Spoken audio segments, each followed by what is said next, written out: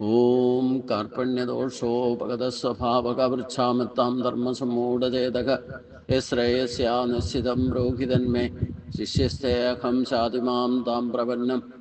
ഓം നമോ ഭഗവതേ വാസുദേവായ. നമോ ഭഗവതേ വാസുദേവായ. ഓം ശ്രീകൃഷ്ണായ പരബ്രഹ്മണേ നമഃ. ഓം ശ്രീ ഗുരുഭ്യോ നമഃ. ശ്വാസം എടുത്തുകൊണ്ട് നിവർന്നിരിക്കുക. കൈകൾ 3 പ്രാവശ്യം കൂട്ടിത്തിരുമ.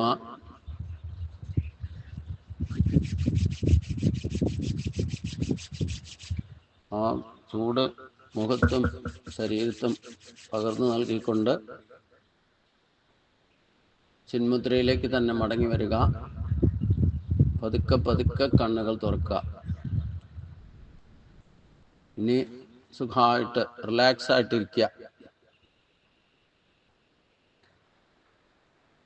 ഇത് കുറച്ചുകൂടെ സമയം എടുത്ത് ചെയ്താൽ കുറച്ചുകൂടെ അതിൻ്റെ എഫക്റ്റ്, പോസിറ്റീവ് എനർജി നിങ്ങൾക്ക് ഫീൽ ചെയ്യുന്നർത്ഥം. കുറച്ചുകൂടെ സമയം എടുത്ത് ചെയ്യണം.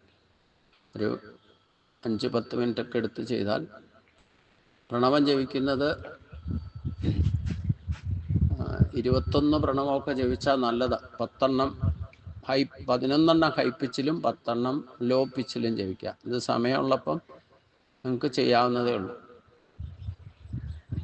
എൻ്റെ കൂടെ ചെറിയ പ്രാണായാമമൊക്കെ ഉണ്ട്. അതും കൂടെ ചെയ്താൽ പോസിറ്റീവ് എനർജി ശരിക്കും ക്രിയേറ്റ് ആവും. ഇതാണ് മെഡിറ്റേഷൻ്റെ രീതി എന്നർത്ഥം. ഭഗവാൻ പറയുന്ന ആ ക്രിയായോഗത്തിലേക്കാണ് നമ്മൾ എത്തേണ്ടത്. അപ്പോഴാണ് നമ്മളിൽ ഈശ്വരശക്തി ശരിക്കും സ്ഥിരമായിട്ട് ദിവസവും ചെയ്താൽ സ്ഥിരമായിട്ട് പോസിറ്റീവ് എനർജി നമ്മളിൽ ക്രിയേറ്റ് ആവും. ഇതേ സിസ്റ്റം തന്നെയാണ് മോഹൻജിയും നമ്മളെ പഠിപ്പിക്കുന്നത്.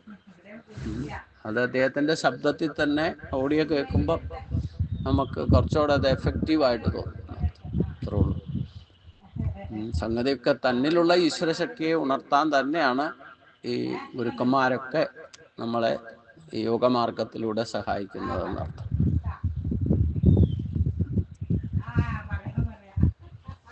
അതിനെയൊക്കെ കുറച്ചുകൂടെ സിമ്പിളാക്കിയാണ് ഞാൻ പറഞ്ഞു തരാറ്. അത് പോസിറ്റീവ് എങ്ങനെയായാലും പോസിറ്റീവ് എനർജി ക്രിയ ആദ്യം ലളിതമായിട്ട് പഠിക്കുക. എന്നിട്ട് അതിനെ നമുക്കതിൽ ടേസ്റ്റ് ഉണ്ടായാൽ, താല്പര്യമുണ്ടായാൽ പിന്നെ അത് വിശദമായിട്ട് വിശകലനം ചെയ്ത് സ്വയം അതിൻ്റെ ഡ്യൂറേഷനൊക്കെ വർദ്ധിപ്പിക്കാനുള്ള വിധവും കൂടെയാണ് ഇതൊക്കെ എന്ന് മനസ്സിലാക്കണം. എല്ലാ സജ്ജനങ്ങൾക്കും ഗുരുവായൂരപ്പൻ നാമത്തിൽ സാഷ്ടാംഗ പ്രണാമം. ഇന്ന് നമുക്ക് ഏറ്റവും പ്രധാനപ്പെട്ട 2-ാം അധ്യായത്തിലെ നല്ല ഗീതയിലെ തന്നെ ഏറ്റവും പ്രധാനപ്പെട്ട ഭാഗമാണ് സ്ഥിതപ്രജ്ഞ ലക്ഷണം എന്ന് പറയുന്നത്. സ്ഥിതപ്രജ്ഞനാകുക, ബുദ്ധിയെ ഉറപ്പിക്കുക. നമുക്ക് ജനിക്കുമ്പോൾ ദൈവീയ സമ്പത്തും കിട്ടിയിട്ടുണ്ട്, ആസുരീ സമ്പത്തും കിട്ടിയിട്ടുണ്ട്. ഈ ബുദ്ധിയെ, ഇന്ദ്രിയങ്ങളെ നിയന്ത്രിച്ച് മനസ്സിനെ ഏകാഗ്രമാക്കി ബുദ്ധിയെ ഉറപ്പിച്ചാൽ മാത്രമേ ഈ ദൈവീയ സമ്പത്ത് നമ്മുടെ ഓൾറെഡി എല്ലാവർക്കും കോമൺ ആയിട്ട് കിട്ടിയിട്ടുള്ളത് എല്ലാവർക്കും ഉണ്ട്. പക്ഷെ അതിനെ കുറച്ചുകൂടെ പോഷിപ്പിക്കാനാണ് ഈ സ്ഥിതപ്രജ്ഞനാകാൻ പറയുന്നത്. 2 കാല് നൽകിയിട്ടുണ്ട്.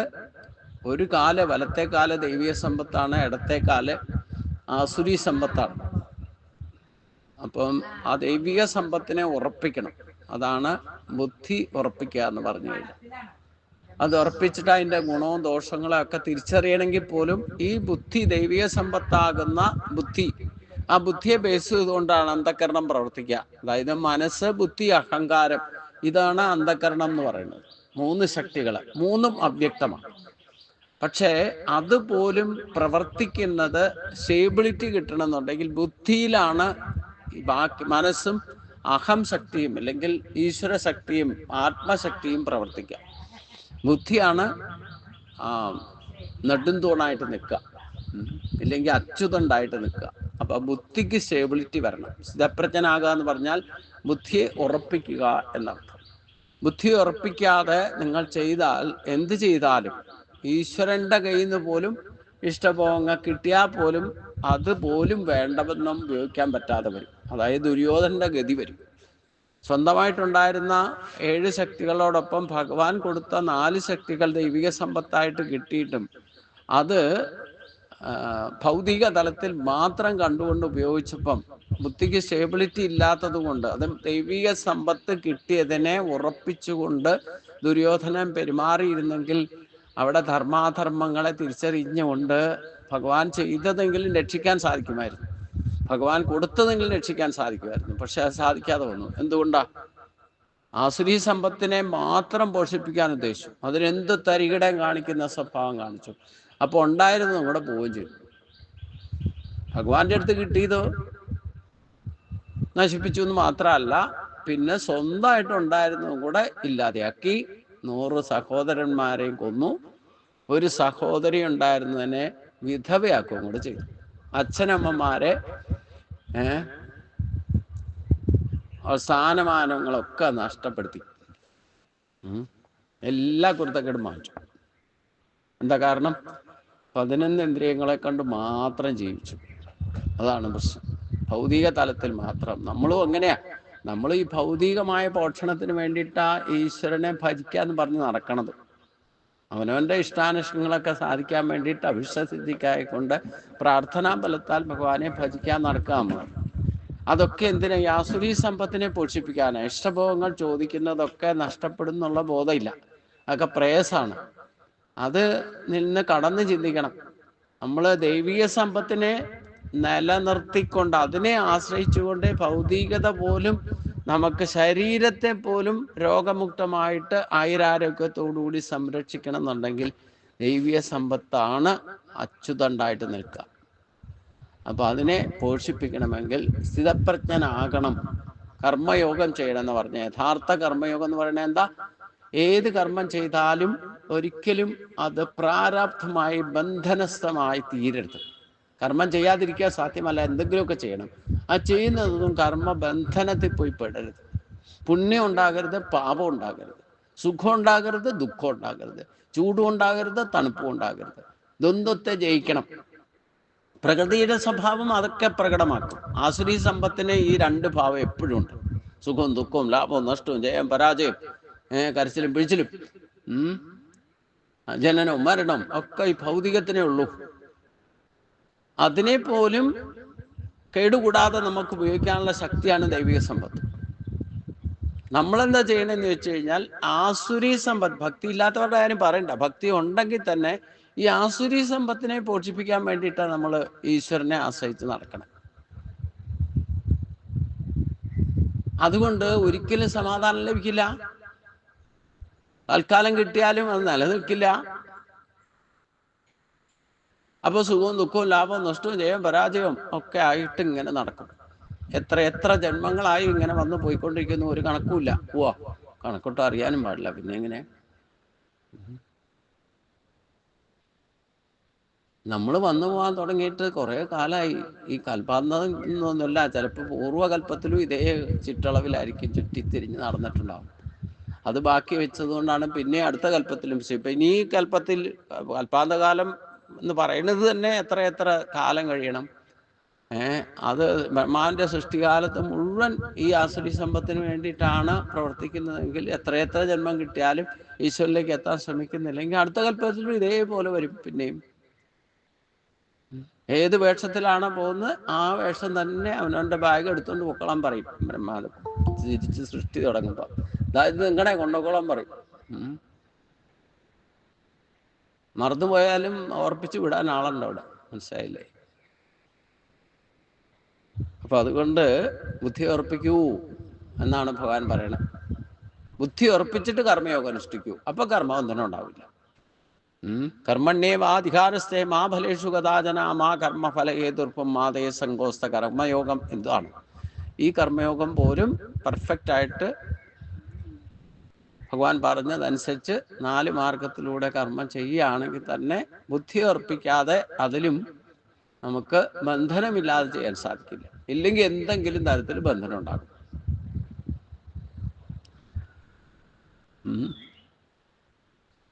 അപ്പോൾ 55-ാമത്തെ ശ്ലോകം തൊട്ട് 78 വരെ പറയുന്ന ശ്ലോകങ്ങളാണ് 18 തത്വങ്ങളെ 18 പടിയാണിത്.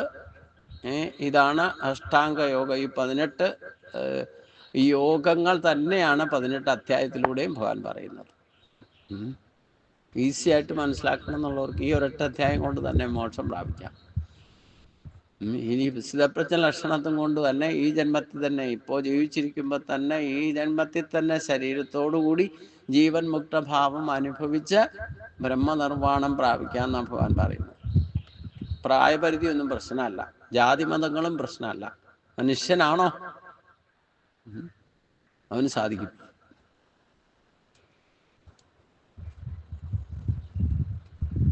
അപ്പൊ അതുകൊണ്ട് ഭഗവാൻ എന്താ പറയുന്നേ? അപ്പൊ ഈ 18 ശ്ലോകങ്ങളൊന്ന് പാരായണം ചെയ്തുകൊണ്ട് നമുക്ക് തുടങ്ങാം. ഇത് 18 പടികളാണ്. ശ്രീ ഭഗവാന് വാച പ്രജഘാതി യഥാ കാമാൻ സർവാൻ പാർത്ഥ മനോഗതാൻ ആത്മന്യേ ആത്മനാ തുഷ്ടക സ്ഥിത പ്രജ്ഞസ്തോച്യത്തെ ദുഃഖേഷ്വനുദിഗ്നമനാഘ സുഖേഷു വിഗതസ്പദക വീതരാഘ ഭയക്രോധക സ്ഥിതതൈർമുനിരുച്യത്തെ യർവത്രാൻ അഭിസ്നേഹ തത്വപ്രാപ്യ ശുഭാശുഭം നാഭിനന്ദതിദം ത്വേഷ്ടി തസ്യ പ്രജ്ഞാ പ്രതിഷ്ഠിത യഥാ സംഭരതേ ചായം കൂർമോങ്കാനീവ സർവശഃ ഇന്ദ്രിയാണി ഇന്ദ്രിയാർത്ഥേപ്യക തസ്യ പ്രജ്ഞാ പ്രതിഷ്ഠിത വിഷയാ വിനിവർത്തന്തെ നിരാഹാരസ്യ ദേഹിനഃ രസവജ്ജം രസോപ്യസ്യ പരം ദൃഷ്ട്വാ നിവർത്തതേ യതദോഹ്യപി കൗന്ദേയ പുരുഷസ്യ വിഭജിതഃ ഇന്ദ്രിയാണി പ്രമാദീനി ഹരന്തി പ്രസവം നനഃ താനി സർവാണി സംയമ്യ യുക്ത ആസീതമൽപര വശേഖി യസേന്ദ്രിയാണി തസ്യ പ്രജ്ഞാ പ്രതിഷ്ഠിത ധ്യായതോ വിഷയാൻ പുംസക സംഘസ്തേഷു ഉപജായതേ സംഘാ സംജായതേ കാമാൽ ക്രോധോ വിജായതേ ക്രോധാൽ ഭവതി സമ്മോഹക സമ്മോഹാ സ്മൃതി വിഭ്രമഃ സ്മൃതിഭ്രംശാൽ ബുദ്ധിനാശാൽ പ്രണശ്യതി രാഗദ്വേഷ വ്യക്തസ്തു വിഷയാൻ ഇന്ദ്രിയൈശ്ചര്യൻ ആത്മവൈശ്യർ വിധേയാത്മാ പ്രസാദം അധിഗച്ഛതി പ്രസാദേ സർവദുഃഖാനാം ഹാനിരസ്യോപജായതേ പ്രസന്നചേതസ്യോഖ്യാശു ബുദ്ധിർപരിവതിഷ്ഠതേ നാസ്തി ബുദ്ധിരയുക്തസ്യ നജായുക്തസ്യ ഭാവന നജാ ഭാവേദശാന്തിം അശാന്തസ്യ കുതസുഖം ഇന്ദ്രിയാണാം ഹി ചരതാം യന്മനോ അനുവിധീയതേ തതസ്യ ഹരതി പ്രജ്ഞ വായുർനാമ വിഭാംബസി തസ്മാസസ്യ മഹാബാഹോ നിഗ്രഹീതാനി സർവശഃ ഇന്ദ്രിയാണി ഇന്ദ്രിയാർത്ഥേപ്യക തസ്യ പ്രജ്ഞാ പ്രതിഷ്ഠിത യാ നിശാ സർവഭൂതാനാം തസ്യാം ജാഗർത്തി സംയമി യസ്യാം ജാഗ്രതി ഭൂതാനി സാ നിശാ പശ്യതോ മുനെ ആപൂര്യമാണചലപ്രതിഷ്ഠം സമുദ്രമാപക പ്രവസന്തി യദ്വത് തദ്വത് കാമായം പ്രവസന്തി സർവേ സശാന്തിമാപ്നോതി ന കാമകാമേ വിഹായ കാമാന്യ സർവാൻ പും ആശ്ചരതി നിസ്പൃഹഃ നിർമ്മമോ നിരഹങ്കാരക സശാന്തിം അധിഗച്ഛതി യേഷാം ബ്രാഹ്മീ സ്ഥിതി പാർത്ഥ നൈനാം പ്രാപ്യ വിമുഖ്യതി സ്ഥിത്വാ സ്യാം അണ്ഡകാലേപി ബ്രഹ്മനിർവാണം മൃച്ഛതി. ഓം തത്സൽ. ഇത് ശ്രീമദ് ഭഗവത്ഗീതാസു ഉപനിഷത്സു ബ്രഹ്മവിദ്യായാം യോഗശാസ്ത്രേ ശ്രീകൃഷ്ണാർജുന സംവാദേ സാഖ്യയോഗോ നാമ ദ്വിതീയോധ്യായഃ. ശ്രീ ഭഗവാൻ വാച പ്രജഘാതി യഥാ കാമാൻ സർവാൻ പാർത്ഥ മനോഗതാൻ ആത്മന്യേവ ആത്മനാ തുഷ്ടക സ്ഥിത പ്രജ്ഞസ്തോച്യത്തെ. ഭഗവാൻ പറഞ്ഞു, പാർത്ഥ യഥാ മനോഗതാൻ, ഹേ അർജുന, എപ്പോൾ മനസ്സിലുള്ള സർവാൻ കാമാം പ്രജഘാതി, എല്ലാ കാമനകളെയും നിശേഷം ഉപേക്ഷിക്കുകയും, അതായത് ആഗ്രഹങ്ങളൊന്നും ഇല്ലാതെ വരികയും, ആത്മനി ഏവ ആത്മന, ആത്മനി ഏവ ആത്മനി തുഷ്ടഃ, ആത്മാവിൽ തന്നെ ആത്മാവിനാൽ സന്തുഷ്ടനാകുകയും ചെയ്യുന്നുവോ, തഥാ സ്ഥിതപ്രജ്ഞ ഉച്യതേ, അപ്പോൾ അവൻ സ്ഥിതപ്രജ്ഞൻ എന്ന് പറയപ്പെടുന്നു. ഹേ അർജുന, എല്ലാ കാമനകളെയും നിശേഷം ഉപേക്ഷിച്ച് ആത്മാവിനാൽ തന്നെ സന്തുഷ്ടനായിരിക്കുന്നത് എപ്പോഴാണോ അപ്പോൾ അവൻ സ്ഥിതപ്രജ്ഞൻ എന്ന് പറയപ്പെടുന്നു. നമ്മൾ ആത്മാവിൽ ആണോ സന്തുഷ്ടനായിരിക്കുന്നത് എന്നാണ് ചോദ്യം. അങ്ങനെയാണെങ്കിൽ സ്ഥിതപ്രജ്ഞന.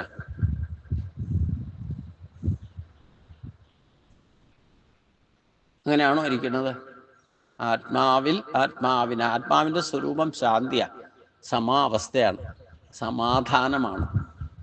അവിടെ ഞാനും ഇല്ല, എൻ്റെ ഇല്ല, സമാധാനം മാത്രമേ ഉള്ളൂ. അതിലിങ്ങനെ ഇരുന്നാൽ പിന്നെ സമാധിയാവും. സമാവസ്ഥയെ ആധാനം ചെയ്യണം. സമാധാനം ഉണ്ടാക്കാൻ നമ്മൾ ശ്രമിച്ചിട്ട് കാര്യമില്ല, ഉണ്ടാക്കി എടുക്കണം. എടുക്കണമെങ്കിൽ എന്ത് വേണം? എല്ലാം സഹിക്കാൻ ആദ്യം തയ്യാറാക്കുക. അതാണ് ഏറ്റവും വലിയ അച്ചീവ്മെന്റ് എന്ന് പറയുന്നത്. അതാണ് ഭഗവാൻ പറഞ്ഞത്, മാത്രാസ് പശ്ചാസ്തു കൗന്ദേയ ശീതോഷ്ണ സുഖദുഃഖത ആഗമാ പായിനോ അനിത്യത്താം തിദിച്ഛസ്വ ഭാരത. പറഞ്ഞാൽ എല്ലാം സഹിക്കാൻ ആദ്യം തയ്യാറാക്കണം. എന്ത് ക്ലേശമുണ്ടായാലും സഹിക്കണം. എന്ത് സുഖം ഉണ്ടായാലും അതിൽ അഹങ്കാരവും ബലവും തർപ്പവും ഇല്ലാതിരിക്കണം. സുഖം ഉണ്ടായാലും ദുഃഖം ഉണ്ടായാലും ലാഭം ഉണ്ടായാലും നഷ്ടം ഉണ്ടായാലും ഒക്കെ സഹിക്കണം. ഈ അഹങ്കാരം വരാതിരിക്കാനും ഒരു സഹനശക്തി വേണം. മനസ്സിലായില്ലേ? ഈ നമുക്കതും ഇതും കിട്ടുമ്പോഴേ തന്നെ ഞാൻ എൻ്റെ എന്നുള്ളത് തലപൊക്കും. അതിനെ അടിച്ചമർത്തി വെക്കണമെങ്കിലും ഒരു ബലം വേണം. മനസ്സിലായില്ലേ? അതാണ് അതിനെ സഹിക്കണം എന്ന് പറയുന്നത്. സുഖം ഉണ്ടായാലും സഹിക്കണം, ദുഃഖം ഉണ്ടായാലും സഹിക്കണം. സുഖത്തിലില്ലെങ്കിൽ മതി പറക്കും. അതിനെ സഹിക്കാൻ മിനിമൈസ് ചെയ്ത് നിർത്താൻ സാധിച്ചില്ലെങ്കിൽ നമ്മൾ അതിൽ മതിഭ്രമിക്കും. അപ്പം അഹങ്കാരവും ബലവും ദർപ്പവും പിന്നെ ഞാൻ എൻ്റെ എന്നുള്ള ഭാവമൊക്കെ വരും. അതുകൊണ്ട് അതിനെയാണ് സഹിക്കുക എന്ന് പറയുന്നത്. അപ്പം അതിനെ എളുപ്പം എന്താ ചെയ്യുക? എളുപ്പം നമുക്ക് പ്രത്യക്ഷ ഈ ചൂടും തണുപ്പും ലാഭവും നഷ്ടവും ജയവും പരാജയവും ഈ ദ്വന്ദ്ഭാവത്തെ ഒക്കെ സഹിക്കാൻ ആദ്യം തയ്യാറാകണം. പിന്നെ ബാക്കിയൊക്കെ ആത്മാവിനെ ഇത് രണ്ട് സഹിക്കാൻ തയ്യാറാണ് ആത്മപ്രകാശം ഉണ്ടാവുള്ളൂ. അപ്പോഴാണ് ശരിക്ക് സമാധി, ആനന്ദം അനുഭവിക്കുക. സുഖത്തെയും ദുഃഖത്തിനും ഉപരി അനുഭവിക്കുന്നതെന്തോ അതാണ് ആനന്ദം, സാത്വികമായ സുഖം എന്ന് പറയുന്നത്. എല്ലാവിധ സുഖങ്ങളും സാത്വിക സുഖങ്ങളാണ്. സാത്വികത്തിൽ നിന്നാണ് സുഖം അനുഭവിക്കാൻ സാധിക്കും. അത് ശരീരമോ ഇന്ദ്രിയഭോഗ സുഖങ്ങളോ എന്ത് കിട്ടിയാലുള്ള സന്തോഷമോ ഒക്കെ സുഖം നിങ്ങൾക്ക് തോന്നുന്നുണ്ടോ? ആ ഉറങ്ങിയിട്ടുള്ള സുഖം പോലും സാത്വിക ഭാവത്തിൽ നിന്ന്, ആ പ്രകൃതിയിൽ നിന്ന് നമുക്ക് ലഭിക്കുന്നത് മനസ്സിലാക്കും. സുഖമില്ലെങ്കിൽ പിന്നെന്താ? ദുഃഖം. കാരണം ദുഃഖം കാവൽ നിൽക്കുക. സുഖം ഇല്ലാതെ ആയ അപ്പം ദുഃഖം കയറി പിടിക്കും. രണ്ട് ദുഃഖത്തിന്റെ മധ്യത്തിൽ ലേശം സുഖം ഉണ്ടാവും. ഇപ്പൊ രണ്ടും നമ്മൾ ഒന്നുകിൽ ഇഗ്നോർ ചെയ്യുക. സുഖം ഉണ്ടായാലും ദുഃഖം ഉണ്ടായാലും ഇഗ്നോർ ചെയ്യുക, അവഗണിക്കുക. അത് ഇല്ലെങ്കിൽ അതിനെ സ്വീകരിക്കുക, സ്വീകരിച്ചിട്ട് സഹിക്കുക.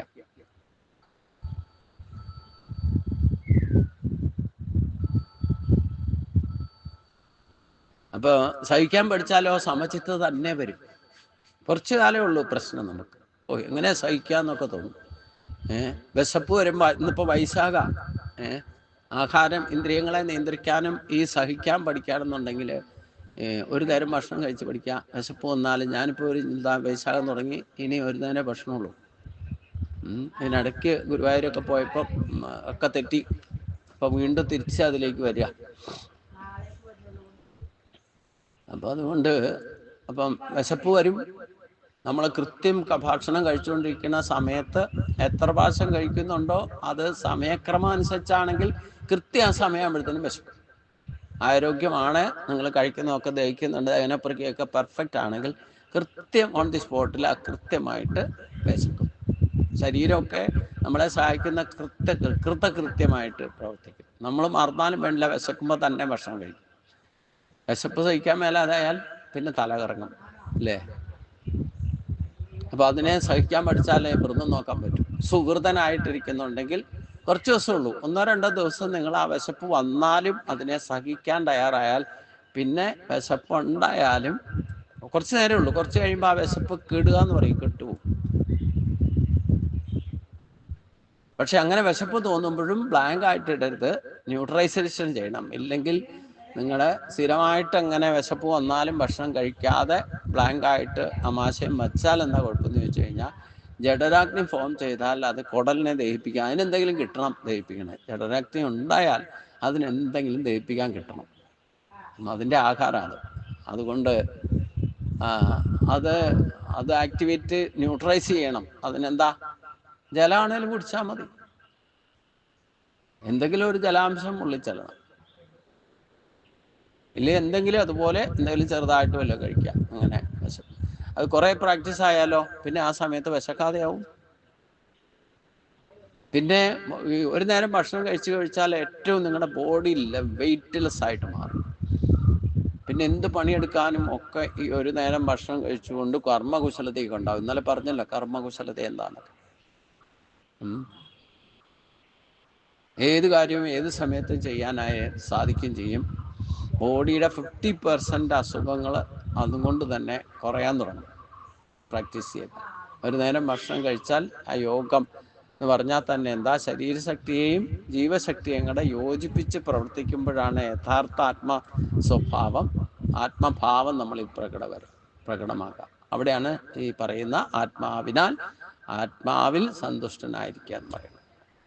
ആത്മശക്തിയെ അറിഞ്ഞു കഴിഞ്ഞാൽ, അത് ഉണർന്നു കഴിഞ്ഞാൽ അതിലാണ് ആനന്ദം ലഭിക്കുക. സുഖവും ഇല്ല, ദുഃഖവും ഇല്ല, ലാഭവും ഇല്ല, നഷ്ടവും ഇല്ല. ഇതൊന്നും ഭാവം വരുന്നത് ആത്മഭാവത്തിൽ നിന്ന് നമ്മൾ ഭൗതിക ഭാവത്തിലേക്ക് വരുമ്പോഴാണ്. അതിനെന്താ എളുപ്പം? എങ്ങനെയാ തൃപ്തി തോന്നുക? അതിനാദ്യം പ്രാക്ടീസ് ചെയ്യേണ്ടത് നമുക്കിപ്പോൾ എന്തൊക്കെയാണോ നിലവിലുള്ളത് അതിൽ സംതൃപ്തനായിട്ടിരിക്കാൻ പഠിക്കണം. ഉള്ളത് കൊണ്ട് നമുക്ക് തൃപ്തി അടയാൻ സാധിക്കണം. മോഹവലയത്തിൽ പെടാതിരിക്കണം. ഇപ്പം എന്താണ് സ്ഥിതി, അവിടെ സന്തോഷമായിട്ട് ഉള്ളത് കൊണ്ട് ഓണം പോലെ കഴിയാൻ പഠിക്കണം. ഇതാണ് ആത്മാവിനെ തൃപ്തിപ്പെടുത്താനുള്ള ഏറ്റവും വലിയ മാർഗം. ഇല്ലെങ്കിൽ നമ്മൾ കൂടുതൽ കർമ്മബന്ധത്തിൽ പോയി പെടും. ഇത് പോരാന്ന് തോന്നി. അതുകൊണ്ടാണ് ഞാൻ പറഞ്ഞത്, നമ്മളെക്കാളും താഴത്തെ സ്ഥിതിയുള്ളവരെ പറ്റി ചിന്തിക്കുക. അപ്പൊ നമ്മൾ വളരെ സ്വർഗത്തിലാണ്, സംതൃപ്തിയിലാണെന്ന് മനസ്സിലാക്കും. നമ്മൾ എന്തൊരു ഭാഗ്യം ചെയ്താന്ന് തോന്നും. ബാക്കിയുള്ള താഴേക്കടയിലുള്ളവരുടെ അവരുടെ കഷ്ടപ്പാടുകൾ, അവരുടെ ദുരിതങ്ങൾ. നമുക്ക് ശരീരത്തിന് രോഗമൊന്നും ഇല്ല എന്നതിൽ അഹങ്കരിക്കാതിരിക്കണമെങ്കിൽ രോഗികളായിരിക്കുന്നവരെ കണ്ടകം. അപ്പം മനസ്സിലാവും നമുക്ക് രോഗമൊന്നുമില്ലല്ലോ, ഇല്ലേ?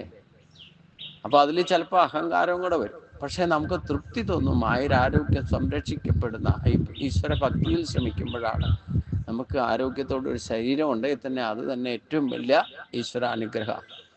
രോഗമൊന്നും ഇല്ലാതിരിക്കുക, മരുന്നൊന്നും കഴിക്കേണ്ടി വരാതിരിക്കുക. ഇതൊക്കെയാണ് ആത്മസംതൃപ്തി എന്ന് പറയുന്നത്. ഇല്ലെങ്കിൽ നിങ്ങൾക്ക് എന്തൊക്കെ ഉണ്ടെങ്കിലും ആ സുഖം അനുഭവിക്കാൻ പോലും സാധിക്കുന്നില്ലെങ്കിൽ പിന്നെ ഈ സുഖവും ഭൗതിക നേട്ടങ്ങളൊക്കെ എന്തിനാ കൊള്ളാവുന്നത്? സമാധാനം എന്ന് പറയുന്നത് ഇല്ലാതെ ഒരു ഗ്ലാസ് വെള്ളം കുടിക്കാൻ പോലും സമാധാനം ഇല്ല, ശാന്തിയില്ല, അല്ലേ? ഈ ഉള്ളവർക്ക് പോലും ഇതൊക്കെ ഉണ്ടായിട്ടും ചിലർക്ക് അധികം ഉണ്ട്, എല്ലാ സൗകര്യം ഉണ്ടായിട്ടും ഇവർക്കത് അനുഭവിക്കാൻ യോഗം ഇല്ലല്ലോ എന്ന്.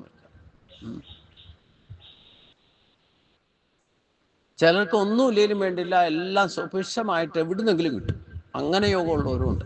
പ്രത്യക്ഷത്തിൽ നോക്കുമ്പം അവർ കടത്തിൻ്റെ കൂടുമൊക്കെ ആയിരിക്കും. പക്ഷെ അവർ നേരത്തെ ഭക്ഷണത്തിൽ പോലും അവർ വിഷമിക്കേണ്ടി വരികയില്ല. ഒക്കെ സുലഭമായിട്ട് കാര്യങ്ങൾ. ആരെങ്കിലും ഏതും കടം മേടിച്ചിട്ടോ എന്ത് രീതിയിലായാലും അവർ അതൊക്കെ അനുഭവിക്കുന്നുണ്ടാവും.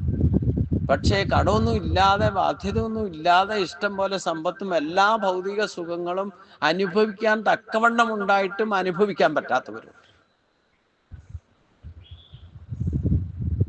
എന്തുകൊണ്ടാന്ന് ചോദിച്ചു കഴിഞ്ഞാൽ ഈ രണ്ടു കൂട്ടരും യാഥാർത്ഥ്യം അറിയുന്നില്ല എന്നർത്ഥം. അതുകൊണ്ടാണ് മറ്റുള്ളവര് നിലനിൽപ്പ് പ്രശ്നമാണ്. കടം മേടിച്ചിട്ടൊക്കെ സുഖമായിട്ട് ജീവിക്കണ്ട, ഇല്ലെങ്കിൽ അതിൽ സുഖിച്ച് ജീവിക്കുകയാണ്. അപ്പം തൻ്റെ നില മറന്നിട്ടാ ജീവിക്കണം. പിന്നീട് പോയി തലകുത്തി വീഴും. അത് ഇവര് കാണുന്നേ ഇല്ല. ഇപ്പൊ സുഖമായിട്ടൊക്കെ അനുഭവിക്കുന്നുണ്ട്. ചിലർക്ക് അങ്ങനെയാ, കടം മേടിച്ചിട്ടായാലും കട്ടിട്ടായാലും ഏതെങ്കിലും രീതിയിൽ പിടിച്ചു പറിച്ചിട്ടായാലും സുഖമായിട്ട് കഴിയാന്നാ വിചാരിച്ച് തൽക്കാലം അതുകൊണ്ടൊക്കെ 13 വർഷം ദുര്യോധനൻ സുഖമായിട്ട് ജീവിച്ചു. എങ്ങനെയാ?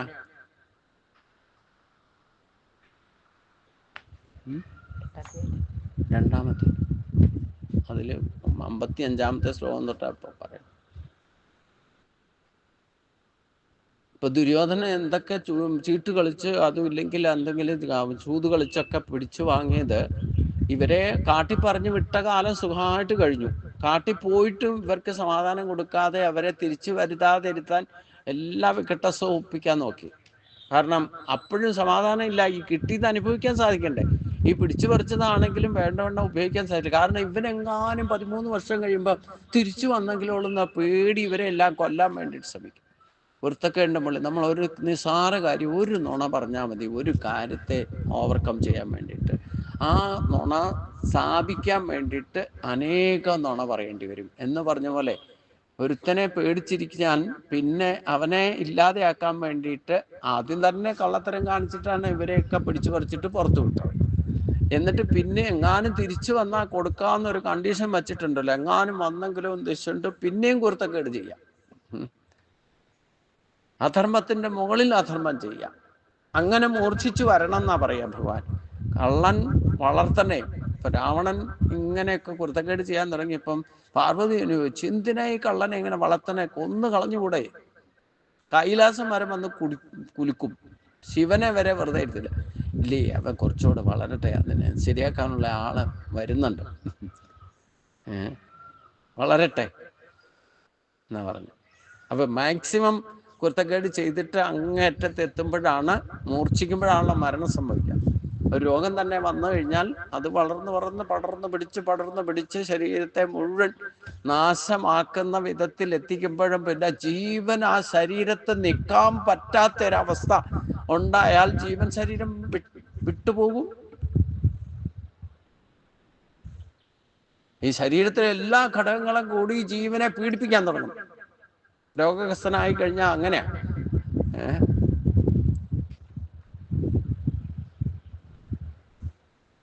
ഒരു വശത്ത് ക്യാൻസർ വന്നു കഴിഞ്ഞാൽ അതങ്ങ് കരിഞ്ഞു പോയാൽ ബാക്കിയുള്ളവരൊന്ന് രക്ഷിച്ചുകൂടെ, അല്ലേ?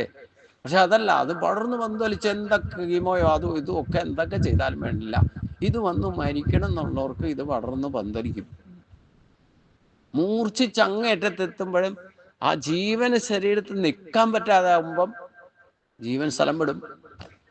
എന്ന് പറഞ്ഞ പോലെ ആ ഒരു നമ്മൾ എന്തൊക്കെ ഭൗതികമായിട്ട് നേട്ടമുണ്ടാക്കാൻ ശ്രമിച്ചാലും അതുപോലും കിട്ടിയത് പോലും വേണ്ടവണ്ണം അനുഭവിക്കാൻ സാധിക്കാതിരുന്നാൽ അവൻ സ്ഥിതപ്രജ്ഞനല്ല എന്നർത്ഥം. സ്ഥിതപ്രജ്ഞനായിരിക്കുന്ന ആൾക്ക് എന്താണ് സിദ്ധ്യസിദ്ധിയോ സമഭൂത്വ സമത്വം യോഗ ഉച്ചത് ഉള്ളത് കൊണ്ട് തൃപ്തിയോടുകൂടി അവൻ ആനന്ദത്തിൽ ആറാടുന്ന വിധത്തിൽ പ്രസന്നചിത്തനായിക്കൊണ്ട് അവൻ അത് അനുഭവിക്കുന്നവനായിരിക്കും. ഇല്ലേ? കാറ്റ്, ഇപ്പൊ കറണ്ട് നമ്മൾ ചൂട് സഹിക്കാൻ മേലാന്ന് പറഞ്ഞ ഇവിടെ ഫാൻ കൊണ്ടുവന്ന് വെച്ചു, പക്ഷെ ഇതിപ്പോ കറണ്ട് പോയി. ഇനി അതാരാ കറക്കി തരാ? അതേസമയം ചൂടത്തും വയലത്തും ഫാൻ ഇല്ലാതിരിക്കാൻ പഠിച്ചാലോ, മൈക്കും പോയി.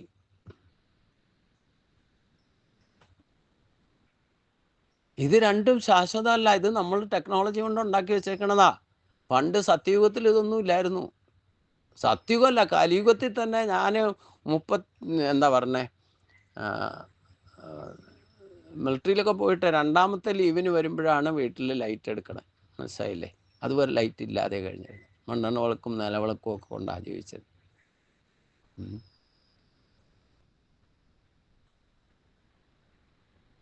ബാത്റൂം, അറ്റാച്ച്ഡ് ബാത്റൂം പോലും ഇല്ല. മനസ്സിലായില്ലേ? പിന്നീടാണ് അതൊക്കെ സൗകര്യങ്ങൾ ഉണ്ടാക്കി. എത്രണ്ട് സൗകര്യങ്ങൾ ഉണ്ടാക്കിയോ. പിന്നെ മുറിയുടെ പുറത്തായിരുന്നു പണ്ടൊക്കെ.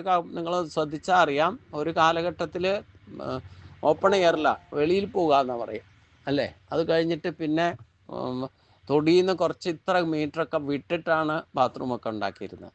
അപ്പോൾ മുറ്റത്തുനിന്ന് ഇറങ്ങിയിട്ട് നമുക്ക് രാത്രിയായാലും പകലായാലും പുറത്ത് പോകണം. ഇപ്പം മടത്തിൽ പോലും പുറത്താകത്തില്ല, അറ്റാച്ച്ഡ് അല്ല. അത് കഴിഞ്ഞിട്ടോ പിന്നെ അതും പറ്റില്ല എന്നായി. എന്നിട്ട് ഓരോ മുറിയിലും ബാത്റൂമായി. ഇപ്പം മുറിയേക്കാളും ഭംഗിയായിട്ടുണ്ടാക്കണ ബാത്റൂമാണ്. എന്നിട്ട് സമാധാനം ഉണ്ടോ?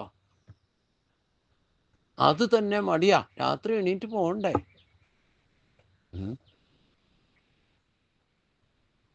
എന്നാ പിന്നെ ഈ കട്ടിലെ തന്നെ ഉണ്ടാക്കിക്കുക. ഇങ്ങനെ എത്ര നമ്മൾ സൗകര്യങ്ങൾ വർദ്ധിക്കുമ്പോഴോ ഒന്നിലും തൃപ്തിയില്ലാതെ വരുന്നതാണ് നമുക്ക് സ്ഥിതപ്രജ്ഞത്വം ഇല്ല എന്ന് പറയുന്നതിൻ്റെ കാര്യം. സ്ഥിതപ്രജ്ഞത്വം ഉണ്ടെങ്കിലോ നമ്മളിപ്പം എന്നെ സംബന്ധിച്ചോ ഇല്ല ഈ പ്രായമുള്ളവർ ഈ 2 കാറ്റഗറിയും നമ്മൾ കണ്ടിട്ടുണ്ട്. ഇതൊന്നും ഇല്ലാതിരുന്ന സമയവും ഇതൊക്കെ സൗകര്യങ്ങൾ വർദ്ധിച്ച് വീടിനടുത്തുള്ള ബാത്റൂമോ പണ്ട് ഈ ക്ലോസറ്റൊന്നും ഇല്ലാതിരുന്നപ്പോൾ ഉണ്ടായിരുന്ന ബാത്റൂം ഉണ്ടാക്കിയിട്ടുണ്ട്. ഇങ്ങനെ ഓരോന്നും നമ്മൾ ഭൗതിക തലത്തിൽ ചിന്തിച്ചാൽ കമ്പാരിഷൻ സ്റ്റേറ്റ്മെൻറ്റ് നടക്കാൻ ഗീതയൊക്കെ പഠിച്ചാൽ ശരിക്ക് പഠിക്കാനുള്ള അവസരമാണ് നമുക്ക് ഈ 3 തരം ലൈഫ് കാണാൻ സാധിക്കും. ഇന്ന് ഒരു 10, 50 വയസ്സ്, 60 വയസ്സ്, 70 വയസ്സിനുള്ളവർക്ക് 3 തരത്തിലുള്ള ലൈഫ്. ഈ ലൈറ്റും ഇല്ലെങ്കിൽ ഈ പറയുന്ന ഗ്യാസ് ഇങ്ങനെയുള്ള സാധനമൊന്നും ഇല്ലാതിരുന്ന ഒരു കാലം, ബാത്റൂമുകൾ ഒന്നും ഇല്ലാതിരുന്ന സ്ഥലം, നമ്മൾ വീടുകളിൽ തന്നെ ജനിച്ച സ്ഥലം ഒക്കെ ഓർമ്മിച്ചോളൂ. എന്നെ പ്രായമുള്ളവരൊക്കെ അവരവരുടെ ഗ്രഹങ്ങളിലാണ് അമ്മ പ്രസവിച്ചിരിക്കുന്നത്. ആകെ വന്നിട്ട് രക്ഷിക്കാൻ വന്നിരിക്കുന്നത് ആരാ? പ്രസവം എടുക്കാൻ വന്നിരിക്കുന്ന ഒരു വയറ്റാട്ടി കിട്ടും അല്ലേ എന്നല്ലേ പറയാ. അതൊക്കെ ഒന്ന് കമ്പയർ ചെയ്ത് നോക്കോളൂ. അത് കഴിഞ്ഞ് സൗകര്യങ്ങൾ വർദ്ധിച്ച് ഇതിനിടയ്ക്ക് ഒരു കാറ്റഗറി ഉണ്ട്, ഈ രണ്ടും കണ്ടവർ. പുതിയ തലമുറ ഈ രണ്ടും ആദ്യം ഉണ്ടായിരുന്നു അറിയില്ല, ഇപ്പോഴത്തെ സ്ഥിതിയും ശരിക്കും അറിയില്ല, വരും കാലത്തെ പറ്റി എല്ലാ സൗകര്യവും അനുഭവിക്കുന്നവരാ. ഈ 3 കൂട്ടരും സംതൃപ്തരായിരുന്നോ? നമ്മളും സംതൃപ്തരായിരുന്നോ? ഇപ്പൊ സംതൃപ്തരാണോ? എൻ്റെ കാറ്റഗറിയിൽ ഞാൻ ചിന്തിക്കുകയാണെന്നുണ്ടെങ്കിൽ ഈ നമ്മൾ ഈ 3 ഫീൽഡ് കടന്നു വന്നുകൊണ്ട് ഏത് തരത്തിലും അഡ്ജസ്റ്റ് ചെയ്യാൻ സാധിക്കും. ഇത് കാണാത്തവർക്കാ പ്രശ്നം. ഈ 2 തലമുറ കാണാത്തവർക്ക് പുതിയ തലമുറയ്ക്കാണ് ഒക്കെ സ്വിച്ചിട്ട കാര്യം നടക്കണം എന്ന് പറഞ്ഞുകൊണ്ട് നടക്കണം. പക്ഷെ നമ്മളെ സംബന്ധിച്ച്, എന്നെ സംബന്ധിച്ച് ഞാൻ എന്ത് സഹിക്കാൻ തയ്യാറാണ്. ലൈറ്റ് പോയാലും ഞാൻ ഞെട്ടൊന്നുമില്ല, നെറ്റ് പോയാലും ഞെട്ടില്ല, മൈക്ക് പോയാലും ഞെട്ടില്ല.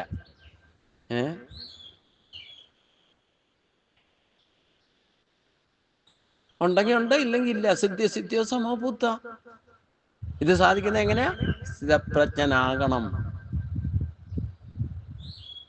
അപ്പം അതുകൊണ്ട് നമുക്ക് ഈ പുതിയ തലമുറയ്ക്ക് എല്ലാ കാര്യങ്ങളും അച്ഛനും അമ്മമാരൊക്കെ ഈ തൃപ്തി ഇല്ലാതെ വരാൻ തന്നെ കാരണം അവർക്ക് ക്ലേശം എന്താണെന്ന് അറിയാൻ പാടില്ലാതെ വരുന്നത് തന്നെ നമ്മൾ വിചാരിക്കും നമ്മൾ കഷ്ടപ്പെട്ട പോലെ മക്കൾ കഷ്ടപ്പെടേണ്ടെന്ന് വെച്ചുകൊണ്ട് അവരുടെ ഇഷ്ടങ്ങളൊക്കെ സാധിപ്പിച്ചു കൊടുക്കും.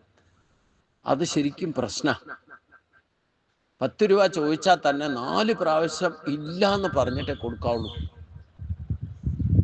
നിങ്ങൾ ചോദിക്കുമ്പോഴൊക്കെ കൊടുത്താൽ പിന്നെ 10 രൂപ ചോദിക്കുന്നതിൻ്റെ റേറ്റ് മാറാൻ തുടങ്ങും.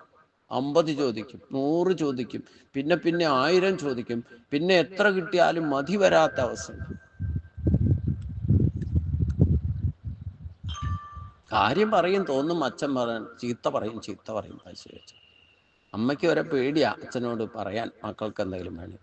ഇന്ന് മക്കൾ തന്നെ പോയിട്ട് ചോദിക്കും. കൊടുത്തില്ലെങ്കിൽ ചിലപ്പോൾ അച്ഛൻ്റെ തലക്കിട്ടും കൊടുക്കും. അങ്ങനെയല്ലേ പുതിയ തലമുറ? പിന്നെ എന്തൊക്കെയാ? ഒന്നും വേണ്ട, നെറ്റ് പോയാൽ മതി. ചെറിയ കുട്ടികൾ വരെ വയലന്റ് ആകണ കാണാം. എങ്ങനെ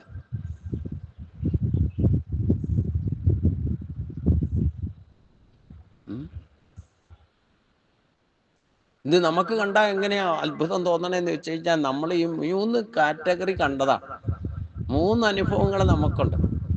നെറ്റ് ഇല്ലാതിരുന്നപ്പോഴും, ഉള്ളപ്പോഴും, ഇല്ലാത്തപ്പോഴും, മൊബൈൽ ഉണ്ടായിരുന്നപ്പോഴും, ഇല്ലാതിരുന്നപ്പോഴും, ലാൻഡ് ലൈൻ പോലും ഇല്ലാതിരുന്ന ഒരു കാലമുണ്ട്, TV ഒന്നും വീട്ടിൽ ഇല്ലാതിരുന്ന കാലമുണ്ട്. ഞാൻ ഇതിനെ ഇത്ര വിശദീകരിക്കുന്നതെന്ന് ചോദിച്ചു കഴിഞ്ഞാൽ നമ്മൾ പ്രാക്ടിക്കൽ ലൈഫിൽ ഈ സ്ഥിതപ്രജ്ഞത്വം ഉണ്ടോ ഇല്ലയോ എന്ന് തിരിച്ചറിയണമെങ്കിൽ ഈ കമ്പാരിസൺ സ്റ്റേറ്റ്മെന്റ് നമ്മൾ നടത്തണം. നമ്മളിപ്പോൾ സംതൃപ്തനാണോ ഇല്ലയോ, ഉള്ളത് കൊണ്ട് തൃപ്തിയോടെ നമുക്ക് ജീവിക്കാൻ സാധിക്കുന്നുണ്ടോ എങ്കിൽ നിങ്ങൾ സ്ഥിതപ്രജ്ഞനാണ്. ഇത് തിരിച്ചറിയണ്ടേ? ഇല്ലെങ്കിൽ എന്തായാലും നിങ്ങൾക്ക് സ്ഥിതപ്രജ്ഞത്വം എന്താണെന്ന് അറിയില്ല.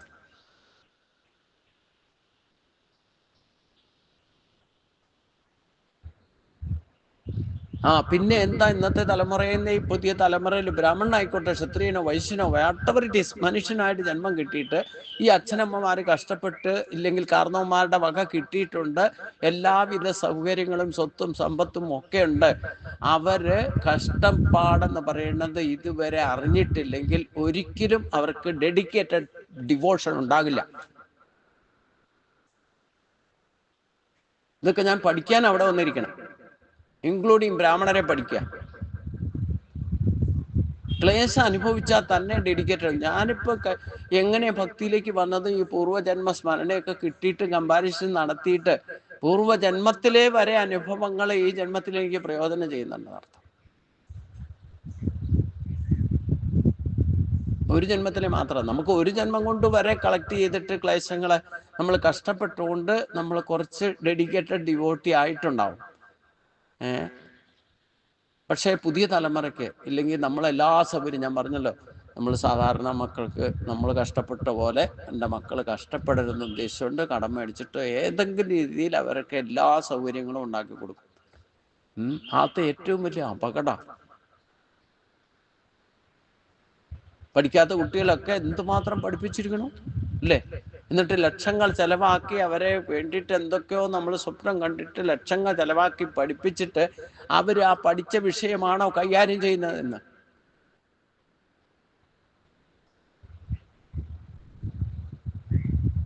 അതൊക്കെ ആലോചിച്ചാൽ നമുക്ക് തൃപ്തി ഉണ്ടാവും, മനസ്സപ്തി ഉണ്ടാവും. നമ്മൾ ചെയ്യാൻ നമുക്ക് തൃപ്തി ഉണ്ടാക്കണം എന്നുണ്ടെങ്കിൽ, നമുക്ക് ആത്മസംതൃപ്തി ലഭിക്കണം എന്നുണ്ടെങ്കിൽ ഒറ്റ കാര്യം ചെയ്ത് വെച്ചാൽ മതി. ഒറ്റ കാര്യം ചിന്തിക്കാവുള്ളൂ, നിങ്ങൾ ചെയ്യാനുള്ള ചെയ്തോ, അവിടെ ഫുൾ സ്റ്റോപ്പ് ഇട്ടേക്കാം. പിന്നെ അവരെന്താകുന്നു, എന്താണ് ചെയ്യുന്നത്, പഠിച്ചതാണോ ചെയ്യണത്, പഠിക്കാത്തതാണോ, അത് അവരുടെ കാര്യം. അപ്പൊ ധർമ്മത്തിൽ നമ്മൾ ചെയ്ത കർമ്മങ്ങളിൽ നമുക്ക് തൃപ്തി ഉണ്ടാകണമെങ്കിൽ നമ്മൾ കുട്ടികളെ ബുദ്ധിമുട്ടാതെ നമ്മൾ കഷ്ടപ്പെട്ട പോലെ കഷ്ടപ്പെടരുത് എന്ന് വിചാരിച്ചുകൊണ്ട് നമ്മൾ ചെയ്യാനുള്ളത് ചെയ്തിട്ടുണ്ടെങ്കിൽ അത് മതി, അത് തൃപ്തിപ്പെട്ടോളണം.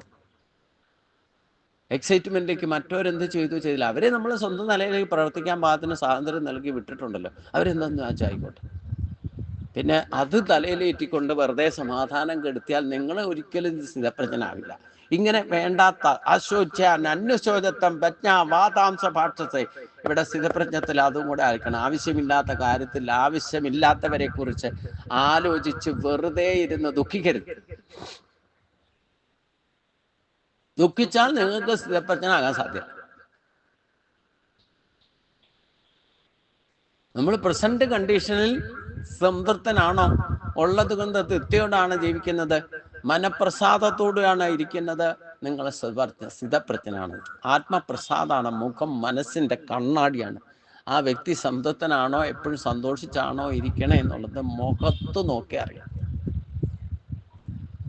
എപ്പോഴും പ്രസന്നതയായിരിക്കും, എപ്പോഴും ചിരിച്ചുള്ള മുഖം കാണാൻ. ഞാൻ പലരെയും കാണുമ്പോൾ പറയാണ്ട്, ഈ ചിരി കാണണം. അത് പ്രത്യേകിച്ച് ഗീതയൊക്കെ കുറച്ച് എൻ്റെ ക്ലാസ്സൊക്കെ അറ്റൻഡ് ചെയ്യുന്നവരെ എപ്പോൾ എന്നെ കണ്ടാലും എന്നെക്കാളും കൂടുതൽ പ്രസന്നചിത്തരായിട്ട് ഞാൻ കണ്ടിട്ടുണ്ട്. എനിക്ക് ഈ ചിരിയാ കാണേണ്ടതെന്ന് ഞാൻ പറയും. പിന്നെ കൂടുതൽ രണ്ടാമതൊക്കെ ചോദിച്ചു കഴിഞ്ഞാൽ പിന്നെ ആ പ്രശ്നം ഈ പ്രശ്നം എന്നൊക്കെ പറയും. എന്നാലും ടോട്ടലി അവരതിനൊക്കെ ഓവർകം ചെയ്തുകൊണ്ട് സംതൃപ്തിയോടുകൂടി കഴിയുന്നുണ്ടെന്ന് അവരുടെ മുഖത്ത് നോക്കി അറിയാം. ക്ലേശങ്ങളൊക്കെ ഉണ്ടാവും, നമ്മളിത് അനുഭവിക്കാൻ വേണ്ടിയിട്ടാണല്ലോ ജനിച്ചേക്കുന്നത്. അതുകൊണ്ട് പൂർണ്ണമായിട്ട് ഇതിൽ നിന്ന് മുക്തമാകാം എന്ന് വിചാരിക്കണ്ട. മുക്തനാകാനുള്ള ലക്ഷ്യം തീരുമാനിക്കണം. അപ്പോൾ ഉള്ളതിൽ ആദ്യം തൃപ്തിയോടുകൂടി ഇരിക്കാൻ പഠിക്കണം. അത് നമ്മുടെ സംതൃപ്തിയാണ്, നമ്മുടെ സാറ്റിസ്ഫാക്ഷനാണ്. മറ്റുള്ളവരെന്ത് ചെയ്തു, അവരെന്തായി, അവരുടെ അനുഭവം എന്താ, അവരെന്താണ്, അയ്യോ ഞാൻ പറയണമെന്നും കുട്ടികൾ കേൾക്കണില്ല, എന്നിട്ട് അവർ കിടന്ന് കഷ്ടപ്പെടുക എന്ന് പറഞ്ഞിട്ട് നമ്മൾ അതാണ് അശോച്യാൻ അന്വശോചത്വം പ്രജ്ഞാവാതാംശ ഭാഷത്തെ. ഇവിടെ കണക്ട് ചെയ്യണം നമ്മൾ. ഭഗവാൻ ആദ്യത്തെ ഉപദേശം തന്നെ, ഗീതോപദേശം തുടങ്ങുമ്പോൾ ആവശ്യമില്ലാത്ത സമയത്ത് ആവശ്യമില്ലാത്തവരെ കുറിച്ച് ആലോചിച്ച് എക്സൈറ്റ്മെന്റിൽ വെറുതെ ഭാരം തലയിലേറ്റിട്ട് ചിന്തിച്ച് ദുഃഖിച്ചിരിക്കരുത് എന്നർത്ഥം. ഒരു ദുഃഖം ഇല്ലെങ്കിൽ വേണ്ടില്ല, ആ വിട്ടിപ്പെട്ടിയുടെ മുമ്പിൽ പോയി ഇരുന്നിട്ട് സീരിയൽ കണ്ടിട്ടിരുന്ന് ദുഃഖിക്കരുത്. നിങ്ങൾ അതിനാണോ ജന്മം കൊണ്ടേക്കണേ? അവര് കഥാപാത്രങ്ങൾ, അവര് കാശ് മേടിച്ചിട്ട് അഭിനയിക്കണത്. നിങ്ങളിരുന്ന് കരയണേനെ നിങ്ങൾക്ക് ആരെങ്കിലും കാശ് തരും? നിങ്ങളും അഭിനയിക്കുക, കാരണം ആ കഥാപാത്രം ആകും. എന്നിട്ട് ഇരുന്നുകൊണ്ട് അഭിനയിക്കുക. നിങ്ങൾക്ക് ആരെങ്കിലും 5 പൈസ തരില്ല, സെലിബ്രിറ്റി ആക്കില്ല. ഒരു വിളക്ക് കത്തിക്കാനും നിങ്ങളെ വിളിച്ചോണ്ട് പോകില്ല, അവരെ ചിലപ്പോൾ വിളിച്ചോണ്ട് പോകും. എന്നാൽ അവരുടെ ലൈഫൊന്ന് നോക്കണം. അവര് ആർക്കും സമാധാനമില്ല. ഈ വേഷം കെട്ടി അഭിനയിച്ച് നടക്കുന്നവർക്ക് ഈ അഭിനയിക്കാൻ മാത്രമേ അറിയുള്ളൂ, ജീവിക്കാൻ അറിയില്ല. അതുകൊണ്ട് ഒരിക്കലും അവർ ഈ ജന്മമല്ല അടുത്ത ജന്മവും സ്ഥിതപ്രജ്ഞനാകുന്ന പ്രശ്നമില്ല. എന്തിനൊരു വിവാഹം കഴിച്ചാൽ സ്ഥിരമായിട്ട് നിൽക്കാൻ പറ്റുന്നില്ല ഭാര്യയും ഭർത്താവും കൂടെ? ഒക്കെ ഒന്നും രണ്ടും കഴിക്കും, ഇല്ലെങ്കിൽ ഡൈവേഴ്സ് ആകും. എന്താ കാരണം? ഉള്ളത് കൊണ്ട് തൃപ്തിയായിട്ട് ആത്മപ്രശംസ ഇല്ലേ, ആത്മപ്രസാദം ഉണ്ടായിട്ടില്ല, ആത്മബോധത്തോടെ അല്ല ഇതൊക്കെ ചെയ്യണേന്നർത്ഥം. അതുകൊണ്ട് ഭൗതിക തലത്തിൽ ആസുരീ സമ്പത്തിൻ്റെ പോഷണമാണ് എല്ലാവരുടെയും ലക്ഷ്യം. അങ്ങനെ ആസുരീ സമ്പത്തിൻ്റെ പോഷണം ചെയ്യുന്നവർക്കും അതുപോലും വേണ്ടവണ്ണം അനുഭവിക്കാൻ സാധിക്കും. അതിലുള്ള സുഖം പോലും അനുഭവിക്കാൻ പറ്റില്ല.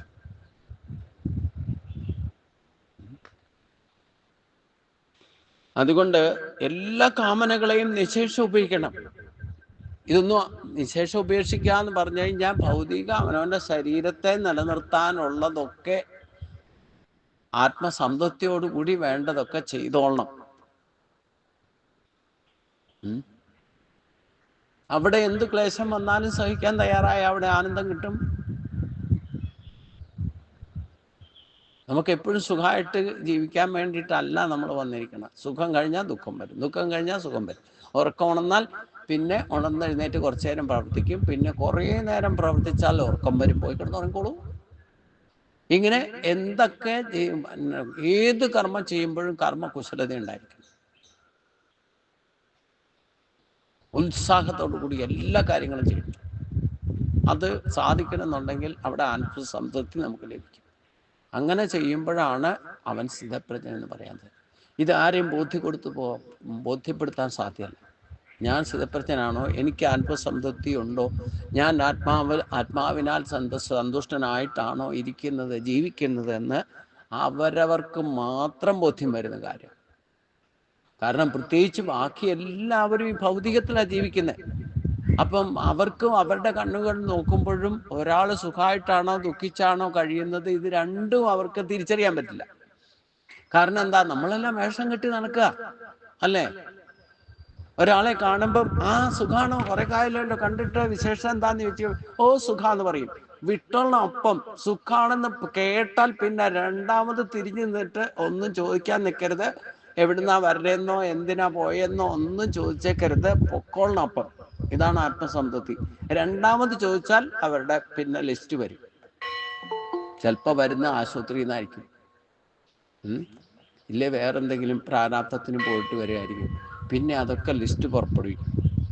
മനസ്സിലായില്ലേ? അപ്പം നിങ്ങൾക്ക് തോന്നും, ഓ എന്നെക്കായാലും വലിയ പ്രശ്നം ഇവർക്കാവുന്നു തോന്നും. നമ്മളോട് ചോദിച്ചാൽ ഇത് തന്നെ അവസ്ഥ അല്ലേ? സുഖം അല്ലെങ്കിലും നമ്മൾ ഒറ്റ നോട്ടത്തിൽ ആദ്യം കാണുമ്പോൾ സുഖമാണോ എന്ന് ചോദിച്ചാൽ സുഖം. പിന്നെ കുറച്ച് കഷ്ടപ്പാടുണ്ടെങ്കിൽ ഓ ഇങ്ങനെയൊക്കെ പോണു അങ്ങനെ പറയും അല്ലേ? അവിടെയും തൃപ്തിയില്ല. അപ്പൊ ഇങ്ങനെ പ്രാക്ടിക്കൽ ലൈഫിൽ നമ്മൾ നോക്കിയാൽ ഒരുപാട് കാര്യങ്ങൾ ഈ നമുക്കുള്ളത് പോലും വേണ്ടവണ്ണം ഉപയോഗിച്ച് അനുഭവിച്ച് അത് ആസ്വദിക്കുന്നവരെ കണ്ടെത്താൻ കുറച്ച് വിഷമമാണ്. അവരവർക്ക് ബോധ്യം വരികയും വേണം. മറ്റൊരാളെ ബോധിപ്പിക്കാനും സാധ്യമല്ല എന്ന് പറഞ്ഞു. ഞാൻ ആത്മസംതൃപ്തനാണോ ഇല്ലയോ എന്ന് എനിക്ക് മാത്രമേ അറിയൂ. മറ്റുള്ളവർക്ക് അടുത്ത് നിൽക്കുന്ന ബന്ധുക്കൾക്ക് പോലും അറിയാൻ സാധ്യമല്ല.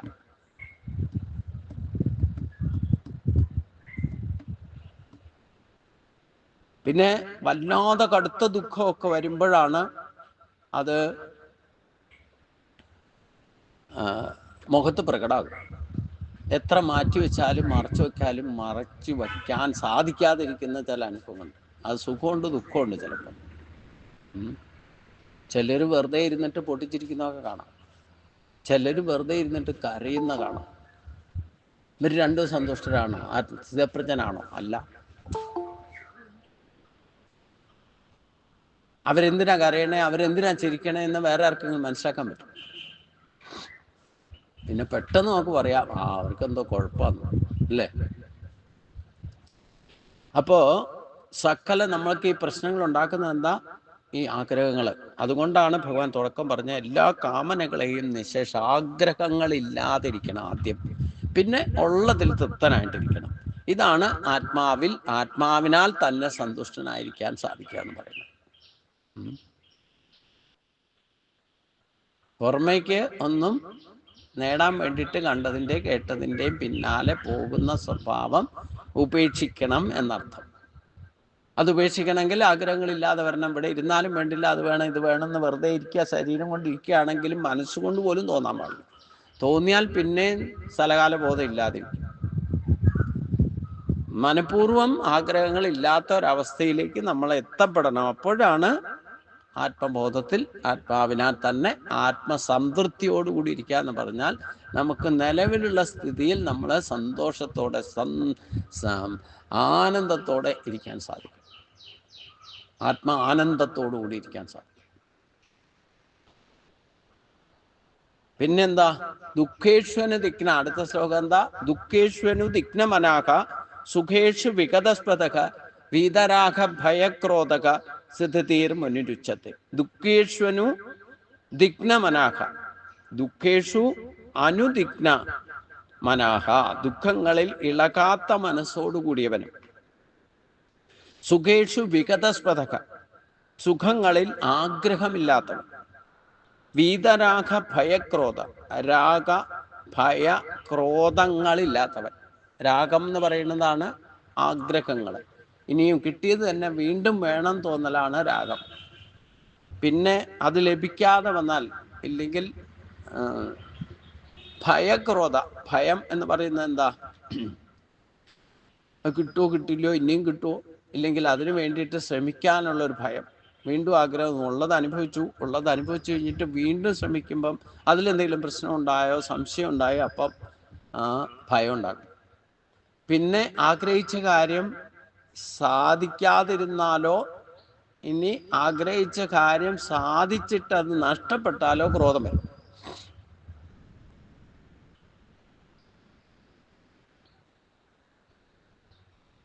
അപ്പൊ ഇങ്ങനെ സുഖവും ദുഃഖവും ഒക്കെ മാറി വരാനിട. സുഖദുഃഖങ്ങളിൽ ഇളകാത്ത മനസ്സോടുകൂടിയിരിക്കണം. വീതരാഗ ഭയക്രോധം എന്ന് പറഞ്ഞാൽ ഈ വികാര വിചാരങ്ങൾ ഉണ്ടാകുന്നത് നമുക്ക് ആത്മസംതൃപ്തി ഇല്ലാത്തത് കൊണ്ടാണ്. ആത്മസംതൃപ്തി എപ്പോ ഉണ്ടാകുന്നോ പിന്നെ ഈ സുഖദുഃഖങ്ങളിലൊന്നും ഭ്രമിക്കില്ല.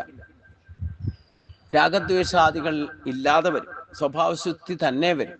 അങ്ങനെയുള്ളവര്, അതായത് വികാരഭരിതനാകാതെ ദുഃഖം ഉണ്ടായാൽ തന്നെ അതിനെ അനായാസനെ ഓവർകം ചെയ്യാൻ സാധിക്കുന്നവൻ ബുദ്ധി ഉറപ്പിച്ചവനായിരിക്കും അർത്ഥം. ഈ വികാര വിചാരങ്ങൾക്ക് അടിമയാകുന്നവർക്ക് ഒരിക്കലും ദുഃഖം വരുമ്പം ചഞ്ചലാവസ്ഥ ഇല്ലാതെ അവിടെ പെരുമാറാൻ സാധ്യത. അവിടെ വികാര വിചാരങ്ങൾക്ക് അടിമയായാൽ പിന്നെ ടെൻഷൻ ഉണ്ടാകും. ആദി ദൈവീയ ദുഃഖത്തിന് കാരണമാവും. അപ്പോഴാണ് ഈ വികാര വിചാരങ്ങളൊക്കെ, രാഗദ്വേഷാദികളൊക്കെ വരണ പുറത്ത്, ക്രോധമൊക്കെ വരണ അപ്പോഴാണ്. എത്ര ബ്രഹ്മചാരി ആയാലും വേണ്ടില്ല, ദേഷ്യം വന്നാൽ ദുർവാസാവിൻ്റെ കൂട്ടാം.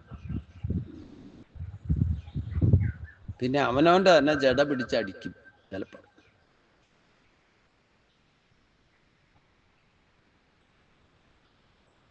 അപ്പോൾ ദുഃഖങ്ങളിൽ അചഞ്ചലമായ മനസ്സോടുകൂടിയവനാകണം. സുഖങ്ങളിൽ ആഗ്രഹമില്ലാത്തവനുമാകണം. ദുഃഖമുണ്ടായാൽ അത് അചഞ്ചലമായിട്ടിരുന്നാലേ അതിനെ ഓവർകം ചെയ്യാൻ സാധിക്കുള്ളൂ. സുഖങ്ങളിൽ മതിഭ്രമിക്കാതിരിക്കുക. ആഗ്രഹം ഇല്ലാതെ, സുഖം ഇനിയും വേണം എന്നുള്ള ആഗ്രഹം ഇല്ലാതിരിക്കണം. അങ്ങനെയുള്ളവർക്ക് രാഗമോ ഭയമോ ക്രോധമോ ഇല്ലാത്തവനായിട്ട് വരും. അവൻ സ്ഥിതപ്രജ്ഞൻ എന്ന് പറയപ്പെടുന്നു. അപ്പം നമ്മൾ എപ്പോഴെങ്കിലും ഏതെങ്കിലും തരത്തിൽ വികാര വിചാരങ്ങൾക്ക് അടിമയാകുന്നുണ്ടെങ്കിൽ നമ്മൾ സ്ഥിതപ്രജ്ഞനല്ല എന്ന് മനസ്സിലാക്കണം. ആരെങ്കിലും അങ്ങനെ നിസ്സാര കാര്യത്തിൽ പോലും ഈ രാഗദ്വേഷാദികൾ, ക്രോധമോ വികാര വിചാരങ്ങൾക്ക് അടിമയാകുന്നുണ്ടെങ്കിൽ അവൻ സ്ഥിതപ്രജ്ഞനല്ല. സ്ഥിതപ്രജ്ഞനല്ലാത്തവരെ കാണാൻ ഒരു വിഷമവുമില്ല, ഇഷ്ടം പോലെ. ഞാൻ പറഞ്ഞില്ലേ, ഒരു കുട്ടി വരെ നെറ്റ് ഔട്ടായാൽ അപ്പോൾ വയലുണ്ടാകും. അതൊന്നും സഹിക്കാൻ തയ്യാറില്ല. അപ്പോൾ വികാര വിചാരങ്ങൾക്ക് അടിമയാവും. കൈ കിട്ടുന്നു ചിലപ്പോൾ വലിച്ചെറിയും. ചിലപ്പോൾ വലിച്ചെറിയുന്ന അവനവൻ്റെ പുസ്തകമാകാം, ചിലപ്പോൾ കളിക്കോപ്പുകളാകാം. ഇല്ലെങ്കിൽ ഭക്ഷണം കഴിച്ചുകൊണ്ടിരിക്കുമ്പോഴാണ്, ടി വിയും കണ്ടുകൊണ്ടിരിക്കുമ്പോഴാണ് കൊടുക്കുകയും ഭക്ഷണം തന്നെ ചിലപ്പോൾ വലിച്ചെറിയും.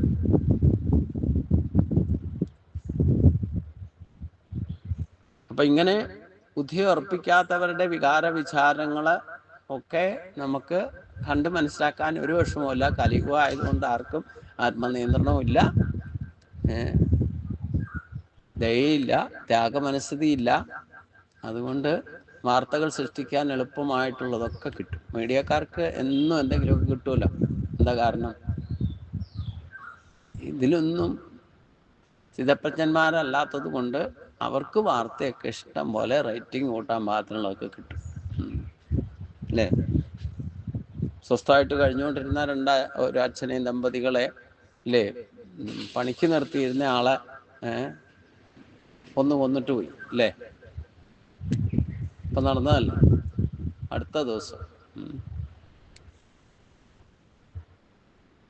നമ്മൾ പരിചയമില്ലാത്തവരെയൊക്കെ ജോലിക്ക് നിർത്തുമ്പോഴൊക്കെ ശ്രദ്ധിച്ചോണം. ID കാർഡ് വരെ ഇന്ന് ചെക്ക് ചെയ്തിട്ട് വേണം ഇരുത്താൻ, ഇല്ലെങ്കിൽ വിദേശികൾ വരെ ഇവിടെയൊക്കെ കടന്നു കയറിയിട്ടുണ്ട്. ഇപ്പം സെൻട്രൽ ഗവൺമെൻറ് തന്നെ 108 പേരുടെ മറ്റേ ലിസ്റ്റ് പുറപ്പെടുവിച്ചിട്ടുണ്ട്. ഒരു പാസ്പോർട്ടും വിസയും ആധാർ കാർഡും യാതൊരു അതോറിറ്റി ഇല്ലാതെ കടന്നു വന്നവരാ, നുഴഞ്ഞു കയറി വന്നവരാ. കേരളത്തിലുള്ളവരാണ് 108 പേരുള്ളതെന്ന് പറയും. അപ്പം ഇങ്ങനെയൊക്കെ ഉള്ളവരെ നമ്മൾ പണിക്കൊക്കെ വെച്ച് കഴിഞ്ഞാൽ നമുക്ക് സ്വസ്ഥമായിട്ട് കഴിയാൻ പോലും സാധിക്കില്ല എന്നർത്ഥം. അപ്പം ഇതൊക്കെ അറിഞ്ഞാൽ മതി, നമ്മുടെ സ്വസ്ഥതയും പോകും, പിന്നെ വികാര വിചാരങ്ങൾക്ക് അടിമയാവും. അപ്പം നമുക്ക് ഏതവസ്ഥയിലും കടുത്ത ദുഃഖം വന്നാലും അതിനെ സഹിച്ച് അതിനെ ഓവർകം ചെയ്യാൻ സാധിച്ചാൽ അവൻ സ്ഥിതപ്രജ്ഞനാണെന്നർത്ഥം. വികാര വിചാരങ്ങൾക്ക് അടിമയായിരിക്കുക, സുഖത്തിൽ കൂടുതൽ ആഗ്രഹമില്ലാതിരിക്കുക. ഉള്ളതിൽ തൃപ്തിയായിരിക്കുന്നവൻ പിന്നെ സുഖത്തിൻ്റെ പിന്നാലെ പോകില്ല. ഇതിൽ കൂടുതലൊന്നും ഇന്ദ്രിയ ഭോഗ സുഖങ്ങളെ ആഗ്രഹിക്കാതിരിക്കുക. അതുകൊണ്ടാണ് സ്ഥിതപ്രജ്ഞ ലക്ഷണം പറയുമ്പം ഒരു ശ്ലോകത്തോട് കണക്ട് ചെയ്തിട്ടായി നിൽക്കുക. അതുകൊണ്ട് ഈ സുഖദുഃഖങ്ങളൊന്നുമില്ലാതിരിക്കണമെങ്കിൽ, ആത്മസംതൃപ്തി ഉണ്ടാകണമെങ്കിൽ, ഇനി അടുത്തൊരു കാര്യം ഭഗവാൻ പറയുന്നുണ്ട്. അത് നമ്മൾ പ്രത്യേകം ശ്രദ്ധിക്കേണ്ട കാര്യമാണ്. യസ് സർവത്രാൻ അഭിസ്നേഹ തത്വപ്രാപ്യ ശുഭാശുഭം നാഭിനന്ദദ്വേഷി തസ്യ പ്രജ്ഞാ പ്രതിഷ്ഠിത. യസ് സർവത്രാൻ അഭിസ്നേഹക, യാതൊരുവൻ സകലത്തിലും വിശേഷ സ്നേഹമില്ലാത്തവനായി, പ്രത്യേകമായിട്ട് ഒന്നിനോടും അറ്റാച്ച്മെന്റും സ്നേഹവും മമതയും ഒന്നും ഇല്ലാതിരിക്കണം. തത്തൽ ശുഭാശുഭം പ്രാപ്യ, അതാത് ഇഷ്ടത്തെയും അനിഷ്ടത്തെയും പ്രാപിച്ചാലും, എല്ലായ്പ്പോഴും നമുക്ക് ഇഷ്ടപ്രാപ്തി ഉണ്ടാകില്ല. ഇഷ്ടപ്രാപ്തി കിട്ടിയാലും ചിലപ്പോൾ അത് നഷ്ടപ്പെട്ട് ദുഃഖിക്കേണ്ടി വരും. അങ്ങനെ ആ തൽ ശുഭാശുഭ, അതായത് ഇഷ്ടത്തെയും അനിഷ്ടത്തെയും പ്രാപിച്ചാലും അഭിനന്ദതിനദ്വേഷ്ടി, സന്തോഷിക്കുകയോ വെറുക്കുകയോ ഇല്ലാതിരിക്കുക. അതായത് വികാര വിചാരങ്ങൾക്ക് അടിമയാകാതിരിക്കുക. അതിനെന്താ എളുപ്പമാർഗം? ഒന്നിനോടും അറ്റാച്ച്മെന്റും മമതയും അമിത സ്നേഹവും ഒന്നും ഇതെൻ്റെ എന്ന് പറഞ്ഞിട്ട് സ്നേഹിച്ചുകൊണ്ടിരിക്കില്ല. അതൊന്നും വേണ്ട എന്ന് പറഞ്ഞു. ലിമിറ്റിൽ കൂടുതൽ അറ്റാച്ച്മെന്റ് ഉണ്ടാകരുത്, ഡിറ്റാച്ച്മെന്റ് ഉണ്ടാകും വേണം. എന്നാൽ ഇത് പ്രകടമാക്കാനും പാടില്ല. എന്ന് പറഞ്ഞാൽ എന്താ ഉദ്ദേശിക്കുന്നത്? വിശേഷമായിട്ട് ഒരു പ്രതീക്ഷയും വെക്കേണ്ട, വിശേഷമായിട്ട് ആരോടും സ്നേഹവും ഭാവിക്കേണ്ട. ശുഭമോ അശുഭമോ ആയിട്ട് സംഭവിച്ചാലും അതിൽ സന്തോഷിക്കുകയോ വ്യസനിക്കുകയോ അഥവാ അതിനെ വെറുക്കുകയോ പാടില്ല. എന്നാ ഒന്നിനെയും വെറുക്കാനും പാടില്ല. അവൻ്റെ ബുദ്ധി ഉറപ്പിച്ചതായിരിക്കും.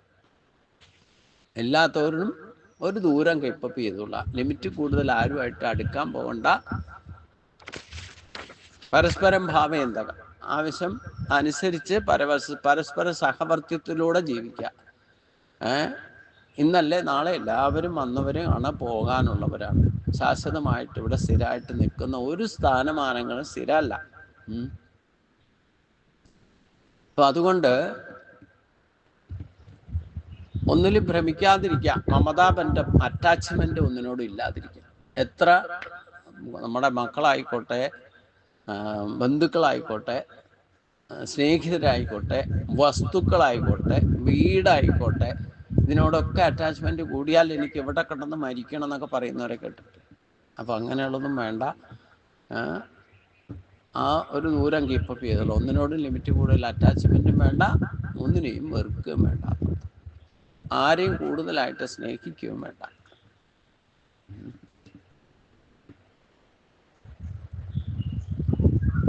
ഇതാണ് നമുക്ക് സംതൃപ്തി ഉണ്ടാകണമെന്നുണ്ടെങ്കിൽ, ബുദ്ധിയെ ഉറപ്പിക്കണമെന്നുണ്ടെങ്കിൽ ഒരു കാര്യം ഇത് ചെയ്തോളണം. മോദാബന്ധം, അറ്റാച്ച്മെന്റ് ഒന്നിനോടും പാടില്ല, ഒരു കാര്യത്തിനും. ഈവൻ ഈശ്വര പൂജ നടത്തുമ്പോൾ പോലും ശങ്കരാചാര്യ ക്ലിയർ കട്ട് പറഞ്ഞിട്ട് ഇഷ്ടദേവതയെ പോലും ഒരു ദൂരം കീപ്പപ്പ് ചെയ്യണം. കൂടുതൽ അടുപ്പിച്ചാൽ എന്താ കുഴപ്പം? ആ ഇഷ്ടദേവത നിന്നെ കെട്ടിയിട്ട് ഭരിക്കും. കാരണം ഇഷ്ടദേവതകളൊക്കെ ഭഗവാന്റെ നിയോഗത്താൽ വേഷം കെട്ടി വന്നവരാന്നർത്ഥം. മനസ്സിലായില്ലേ?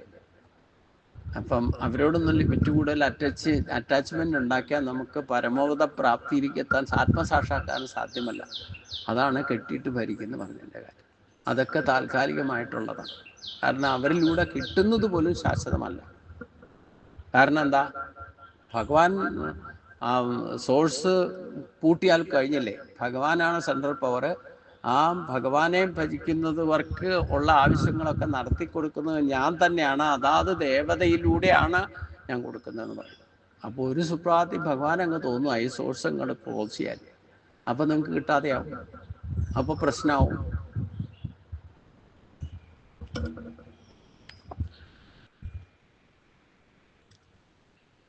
ഈ പ്രജ്ഞത്തിലേക്ക് എത്താതിരിക്കാൻ എന്താ പ്രശ്നം?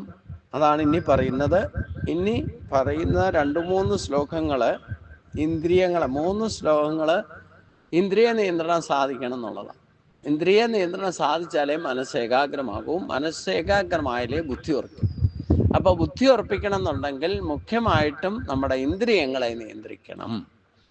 അതാണ് 58-ാമത്തെ ശ്ലോകത്തിൽ പറയുന്നത്. യഥാ സംഹരതേജായും കുർമോങ്കാനീവ സരസക ഇന്ദ്രിയാൺ ഇന്ദ്രിയാർത്ഥേപ്യഗതസ്യ പ്രജ്ഞാ പ്രതിഷ്ഠിത.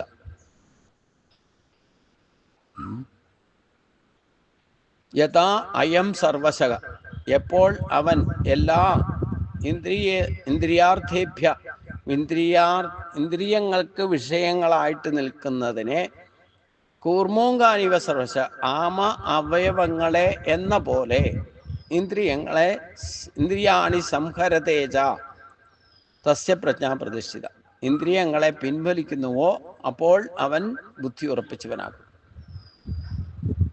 എന്തിന് ഈ ആമയെ ഉദാഹരണം പറഞ്ഞു? പ്രതിസന്ധി ഘട്ടം പറഞ്ഞു കഴിഞ്ഞാൽ ഈ ആമയുടെ 5 ഇന്ദ്രിയങ്ങളും ഉള്ളിലേക്ക് വലിക്കും. പിന്നെ അതിനെ എടുത്തെറിഞ്ഞാലും അതിനൊരു പ്രതിസന്ധിയില്ല, അതിന് ഭയവുമില്ല. അതുകൊണ്ടാണ് നമ്മൾ പിന്നെ പോയി തൊട്ട് കഴിഞ്ഞാൽ അപ്പം അത് ജീവനുള്ള ആമയെ കണ്ടിട്ടുണ്ടാവും.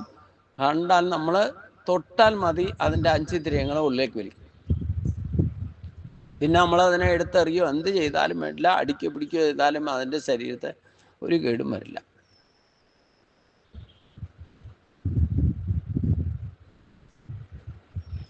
അത് പാറ പോലെ സ്ട്രോങ് ആയിട്ട് നിൽക്കും. ഇതേപോലെ നിങ്ങൾ നിങ്ങളുടെ ഇന്ദ്രിയത്തെ നിയന്ത്രിക്കാനാണ് പറയുന്നത്. ആമ എപ്പോൾ പ്രതിസന്ധി ഘട്ടത്തിൽ അതിൻ്റെ 5 ഇന്ദ്രിയങ്ങളെ അകത്തേക്ക് വലിക്കുന്നു, അതേപോലെ നിങ്ങളും നിങ്ങളുടെ 5 ഇന്ദ്രിയങ്ങളെ അകത്തേക്ക് വലിക്കൂ എന്നാണ് പറയുന്നത്. നമുക്കത് താത്വികമായിട്ട് മനസ്സിലാക്കണം എന്നുണ്ടെങ്കിൽ നമ്മൾ ക്ഷേത്രത്തിൽ പോയാൽ അവിടെ ദീപസ്തംഭം സ്ഥാപിച്ചിരിക്കുന്ന ഒരാമയുടെ മുകളിലായിരിക്കും. അത് ഓടിൻ്റെ വിളക്കായാലും വേണ്ടില്ല, കല്ലിൻ്റെ വിളക്കായാലും വേണ്ടില്ല, പഞ്ചലോകം കൊണ്ടുണ്ടാക്കിയ വിളക്കായാലും വേണ്ടില്ല.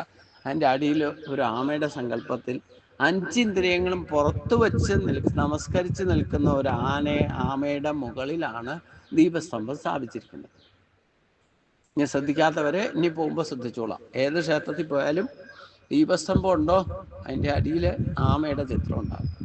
അതിൻ്റെ 5 ഇന്ദ്രിയങ്ങളും പുറത്തായിരിക്കുകയും ചെയ്യും. ഇന്ദ്രിയങ്ങളെ നിയന്ത്രിക്കുക എന്ന് പറഞ്ഞാൽ അതിനെ നിരോധിക്കുക എന്നല്ല അർത്ഥം. വേണ്ടത് വേണ്ട സമയത്ത് വേണ്ടതുപോലെ ഉപയോഗിക്കാൻ സാധിക്കും. അതാണ് നിയന്ത്രിക്കുക എന്ന് പറഞ്ഞാൽ. നിരോധനമല്ല നിയന്ത്രണം.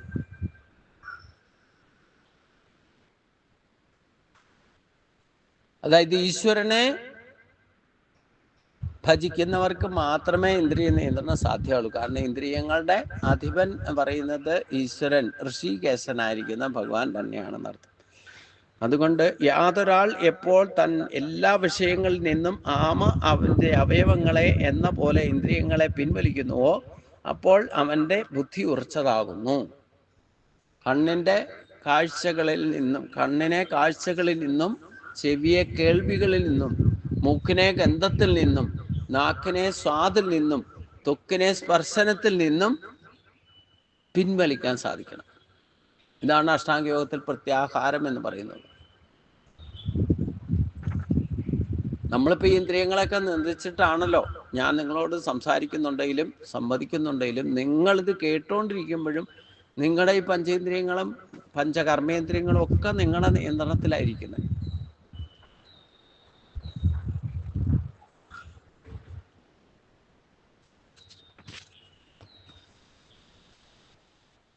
നിയന്ത്രണത്തിലാണോ? നിയന്ത്രണത്തിലാണെങ്കിൽ ആമയെ പോലെയാക്കും. പിന്നെ എന്ത് ഭാരം ഏറ്റിയാലും അതിന് പ്രശ്നമൊന്നുമില്ല. ഭഗവാനെ ഭജിച്ചിട്ട് ഭഗവാന് വേണ്ടിയിട്ട് ഒരു കർമ്മം ചെയ്യുന്ന ഏത് ജീവിയായാലും വേണ്ടില്ല, അതിൻ്റെ ഇന്ദ്രിയങ്ങൾ നിയന്ത്രിക്കപ്പെടുന്ന കാണിക്കുക. അതിന് നമ്മൾ നേരിട്ട് ലൈഫിൽ തൊട്ടാൽ ഈ ആമയുടെ 5 ഇന്ദ്രിയങ്ങളെ അകത്തേക്ക് വരിക്കും. അതേ ആമയുടെ ചിത്രമാണ് 5 ഇന്ദ്രിയങ്ങളും പുറത്തിരിക്കുമ്പോഴും ഈ കത്തിക്കൊണ്ടിരിക്കുന്ന ദീപസ്തംഭത്തെ പോലും ഏറ്റിക്കൊണ്ട് നിൽക്കുകയാണ്. അതിന് യാതൊരു ചഞ്ചലാവസ്ഥയും. അവിടെ ഈശ്വരീയമായ ആശ്രയത്തിൽ ഈശ്വരനെ ആശ്രയിച്ചുകൊണ്ട് ഈശ്വരന് വേണ്ടിയിട്ട് നിമിത്തമായിക്കൊണ്ട് ആമ പ്രവർത്തിക്കുമ്പം അതിന് ഭയം ഉണ്ടാവില്ല എന്ന്.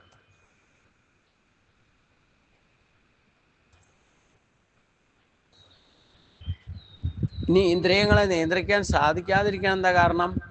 ആ ഇന്ദ്രിയങ്ങളുടെ ഓരോ ഇന്ദ്രിയത്തിനും ഓരോ വിഷയമുണ്ട്.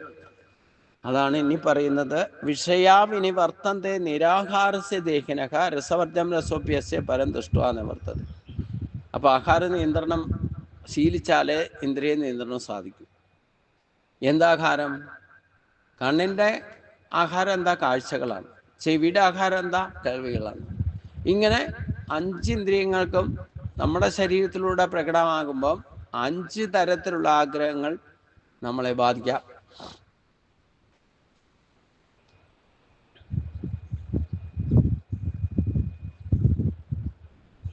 എന്നാൽ ആ ഇന്ദ്രിയങ്ങളുടെ ധർമ്മം ചെയ്താലും വെള്ളം നിരാഹാരസ്യ ദേഹിനഃ, ആഹാരം കഴിക്കാതിരിക്കുക എന്ന് പറഞ്ഞാൽ ഏതേത് വിഷയങ്ങളാണോ ഇന്ദ്രിയങ്ങളുടെ ആഹാരമായിട്ട് മാറുന്നത് ആ വിഷയങ്ങളെ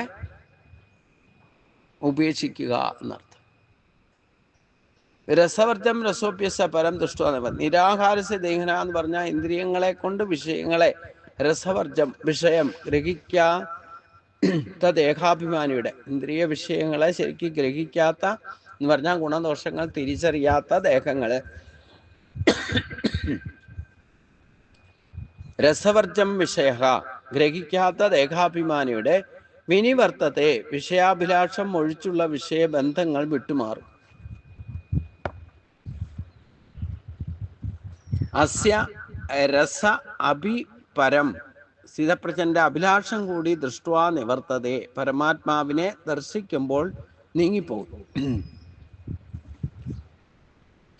അതായത് ആത്മബോധം ഉണ്ടായാൽ, അതാണ് ഈ ആത്മബോധത്തോടുകൂടി ഈശ്വരന് വേണ്ടിയിട്ട് പ്രവർത്തിക്കുന്ന ഒരവസ്ഥ ഉണ്ടായതുകൊണ്ടാണ് ഈ ദീപസ്തംഭം ഏറ്റി നിൽക്കുമ്പോഴും അതിൻ്റെ ആമയുടെ ഇന്ദ്രിയങ്ങൾ 5 പുറത്തായിട്ടാണ് നമ്മൾ കാണുന്നത്. അപ്പോൾ അതിന് ഈ പറയുന്ന ഇന്ദ്രിയങ്ങളെ നിയന്ത്രണം തൻ്റെ കയ്യിലാണെന്ന്. അങ്ങനെയുള്ളവർക്ക് ഈ ഒരു ഭാവം കൈവരുത്താൻ സാധിക്കും.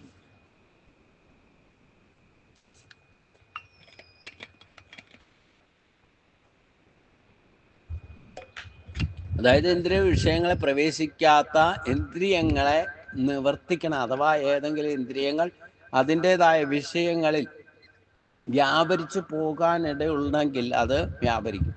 അപ്പോൾ അതിനെ അതിൽ നിന്ന് നിവർത്തിക്കണം. നിവർത്തിക്കാൻ എന്താ? ഇന്ദ്രിയങ്ങളെ നിയന്ത്രിച്ചാൽ വിഷയങ്ങളുടെ പിന്നാലെ മനസ്സ് പോകാതിരിക്കും എന്നർത്ഥം. ഇന്ദ്രിയങ്ങളെ ശരീരത്തിലുള്ള കർമ്മേന്ദ്രിയങ്ങളെ നിയന്ത്രിച്ച് ശരീരം നിയന്ത്രിച്ച് നമ്മൾ ഇരുന്നാലും വേണ്ടില്ല, മനസ്സ് ചിലപ്പോൾ ചാടിപ്പോകും. അപ്പൊ ദേഹാഭിമാനി വിഷയ അനുഭവങ്ങളിൽ നിന്ന് വിട്ടു നിന്നാലും വിഷയവാസന നശിക്കാതെ നിൽക്കും. അതുകൊണ്ട് മനസ്സുകൊണ്ട് ചിലപ്പോൾ പറയും അത് കിട്ടിയിരുന്നേ. ശരീരം കൊണ്ട് അതിന് വേണ്ടിയിട്ട് പോയെന്നൊന്നിരിക്കില്ല. അപ്പൊ സ്ഥിതപ്രജ്ഞന് പരമാത്മ ദർശനത്തോടെ മാത്രമേ ഈ വാസന ബലം കൂടെ പോകും. മനസ്സെന്തായാലും ഈശ്വരന്റെ അംശമാണെന്ന് ഭഗവാൻ വിഭൂതി യോഗത്തിൽ പറഞ്ഞിട്ടുണ്ട്. ഇന്ദ്രിയാണാം ചി മനോ, ഇന്ദ്രിയങ്ങളിൽ മനസ്സാണ് ഏറ്റവും ശക്തമായിട്ട് നിൽക്കുക.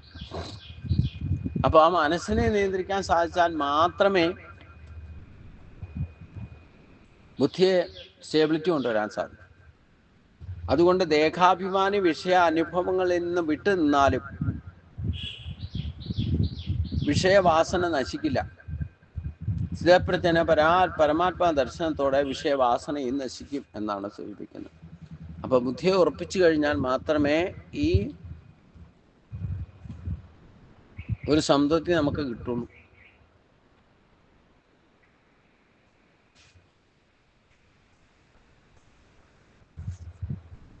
ഇനി ഒരു വസ്തുവിനെ കണ്ടു, ശരീരം കൊണ്ട് അതിൻ്റെ പിന്നാലെ പോകാതിരിക്കുക, ആ വിഷയം വർദ്ധിച്ചിട്ടിരിക്കുക. എന്നിരുന്നാലും നമ്മളിവിടെ ഇരിക്കുമ്പോൾ ശരീരം കൊണ്ട് പോകുന്നില്ല, എന്നാലും മനസ്സുകൊണ്ട് ഇങ്ങനെ പറയും അത് കിട്ടിയിരുന്നേ. അതിനെയും കൂടെ വിടണം എന്നാണ് ഭഗവാൻ പറഞ്ഞതിൻ്റെ കാര്യം. അത് ചിലപ്പോൾ കണ്ണടച്ചിരിക്കുമ്പോൾ അത് തന്നെ ഓർമ്മ വരും. എന്താണോ ശരീരം കൊണ്ട് പോകുന്നില്ല, കണ്ണടച്ചിരിക്കാൻ പറഞ്ഞാൽ ഇരുന്നാല് എന്താണോ നമ്മൾ ശരീരം കൊണ്ട് വേണ്ടാന്ന് വെച്ചിട്ട് ഇരിക്കുന്നത് മനസ്സിൽ അത് തന്നെ തെളിഞ്ഞു വരും. അതും കൂടി ഇല്ലാതെയാക്കണം. ദേഹാഭിമാനി വിഷയാനുഭവങ്ങളിൽ നിന്ന് വിട്ടുനിന്നാലും വിഷയവാസന നശിക്കില്ല. അപ്പോൾ ആ വിഷയവാസന അനുസരിച്ചുകൊണ്ട് സ്ഥിതപ്രജ്ഞന് പരമാത്മാ ദർശനം സാധിക്കാതിരുന്നാൽ ഈ വാസന ബലം പിന്നെയും പൊങ്ങി വരും. അതുകൊണ്ടാണ് സ്ഥിതപ്രജ്ഞന് പരമാത്മാ ദർശനം ഉണ്ടാകണം, അഥവാ ആത്മസാക്ഷാത്കാരം സാധിക്കണം. സാധിച്ചാൽ മാത്രമേ ഈ വിഷയവാസനയൊക്കെ ഇല്ലാതെ വരും. അതിനെന്താ ചെയ്യണ്ടേ? വിഷയവാസനയാണ് പ്രശ്നം എന്ന് പറയുന്നു. ഏതോഹി കൗന്ദയ പുരുഷസ്യ വിപസ്ഥിതഃ ഇന്ദ്രിയാണി ഇന്ദ്രിയാർത്ഥ്യേപ്യ തസ്യ പ്രജ്ഞാ പ്രതിഷ്ഠിത. കൗന്ദയ, ഹേ അർജുന, ഹി യതി വിപസ്ഥിത, എന്നെ കൊണ്ട് ഇന്ദ്രിയ വിഷയങ്ങൾ പറയുന്നത് ഇനി ശ്രമിക്കുന്ന വിവേകിയായ മനുഷ്യൻ എന്നർത്ഥം. സംയമനത്തിന് വേണ്ടി ശ്രമിക്കുന്ന മനുഷ്യൻ്റെ വേണ്ടിയിട്ടാണ് ഈ നിയന്ത്രണം വേണ്ടി വരിക. പുരുഷസ്യ മനോ അപി, ഭ്രമിക്കുന്ന വിവേകിയായിരിക്കുന്ന മനുഷ്യന്റെ മനസ്സിനെ പോലും പ്രമാദീനി ഇന്ദ്രിയാണി, ശോഭാകാരികളായിട്ടുള്ള ഇന്ദ്രിയങ്ങൾ ബലമായിട്ട് വലിച്ചുകൊണ്ടുപോകും. പ്രസഭം പറഞ്ഞാൽ ബലമായിട്ട് പിടിച്ചുകൊണ്ടുപോകും. അതായത് നമ്മളെ വിഷയങ്ങൾ ആഗ്രഹിക്കുകയും അതിൻ്റെ പിന്നാലെ ശരീരം കൊണ്ട് പോകാതിരിക്കുകയും ചെയ്താലും ഇരിക്കുന്നിടത്ത് ഇരുന്നുകൊണ്ട് ആ കാര്യം സാധിച്ചാൽ കേട്ടില്ല എന്നിങ്ങനെ വിചാരിക്കും. പിന്നെ ന്യായീകരിച്ചുകൊണ്ട് ചിലപ്പോൾ ശരീരം കൊണ്ട് അത് സാധിപ്പിക്കാൻ വേണ്ടിയിട്ട് ഇറങ്ങി പുറപ്പെടുകയും ചെയ്യും. അതുകൊണ്ട് മനസ്സിനെ പോലും ശോഭാകാരികളായിട്ടുള്ള ഇന്ദ്രിയങ്ങൾ ബലാത്കാരമായിട്ട് വലിച്ചുകൊണ്ട് പോകും. ഇന്ദ്രിയ നിയന്ത്രണം ലഘു സാധ്യമല്ലെന്ന് സാരം.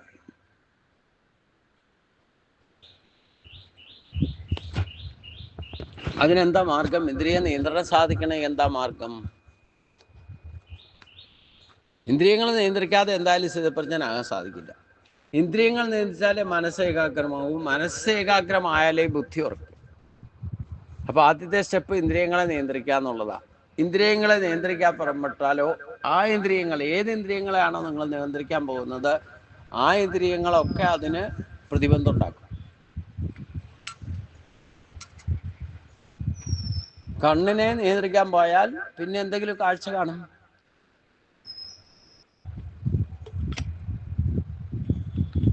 നമ്മുടെ ശരീരത്തിലുള്ള ഇന്ദ്രിയ ശക്തികളും നമ്മുടെ വികാര വിചാരങ്ങളും ഒരിക്കലും മനുഷ്യനെ ഈശ്വര സാക്ഷാത്കാരത്തോ ആത്മസാക്ഷാത്കാരത്തിനോ സമ്മതിക്കില്ല.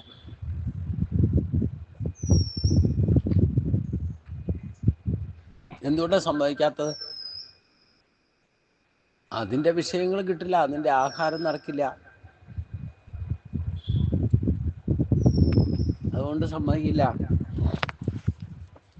അപ്പൊ അതുകൊണ്ട് ഇന്ദ്രിയ നിയന്ത്രണം ലഘു സാധ്യമല്ലെന്നാണ് ഭഗവാൻ ഇവിടെ ഈ ശ്ലോകത്തിൽ പറയുന്നത്. ആ ഇന്ദ്രിയ നിയന്ത്രണം സാധിക്കണമെങ്കിലുള്ള, സാധിക്കില്ല എന്ന് പറഞ്ഞു, പക്ഷെ സാധിക്കണം എന്നുണ്ട് ഒരു ഉപായം കൂടെ പറയുന്നുണ്ട്. എന്താ വേണം? താനി സർവാണി സംയമ്യ യുക്ത ആസീത മൽപര വശേഖ്യ യസേന്ദ്രിയാണി തസ്യ പ്രജ്ഞാ പ്രതിഷ്ഠിത. അവയെ ഇന്ദ്രിയങ്ങളെ എല്ലാം അടക്കിയിട്ട് യോഗയുക്തനായിക്കൊണ്ടും എന്നിൽ തന്നെ മനസ്സിനെ ഏകാഗ്രമാക്കി നിർത്തുന്നവനുമായിട്ടിരിക്കണം. എന്തെന്നാൽ ആർക്ക് ഇന്ദ്രിയങ്ങൾ സ്വാധീനത്തിൽ വർത്തിക്കുന്നുവോ അവന്റെ ബുദ്ധി ഉറച്ചതാകുന്നു. ബാഹ്യ ഇന്ദ്രിയ സംയമനം പോരാ, മനസംയമനം കൂടി വേണം സ്ഥിതപ്രജ്ഞനാകാൻ.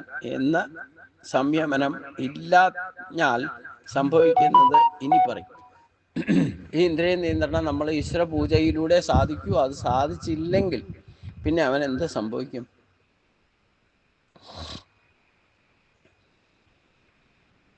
അതാണ് പറയുന്നത്, ധ്യായതോ വിഷയാൻ പുംസക സംഘസ്തേഷു ഉപജായതേ സംഘാ സംജായതേ കാമാൽ കാമ ക്രോധോ വിജായതേ ക്രോധാൽ ഭവതി സമ്മോഹ സമ്മോഹ സ്മൃതി സ്മൃതി ബുദ്ധി.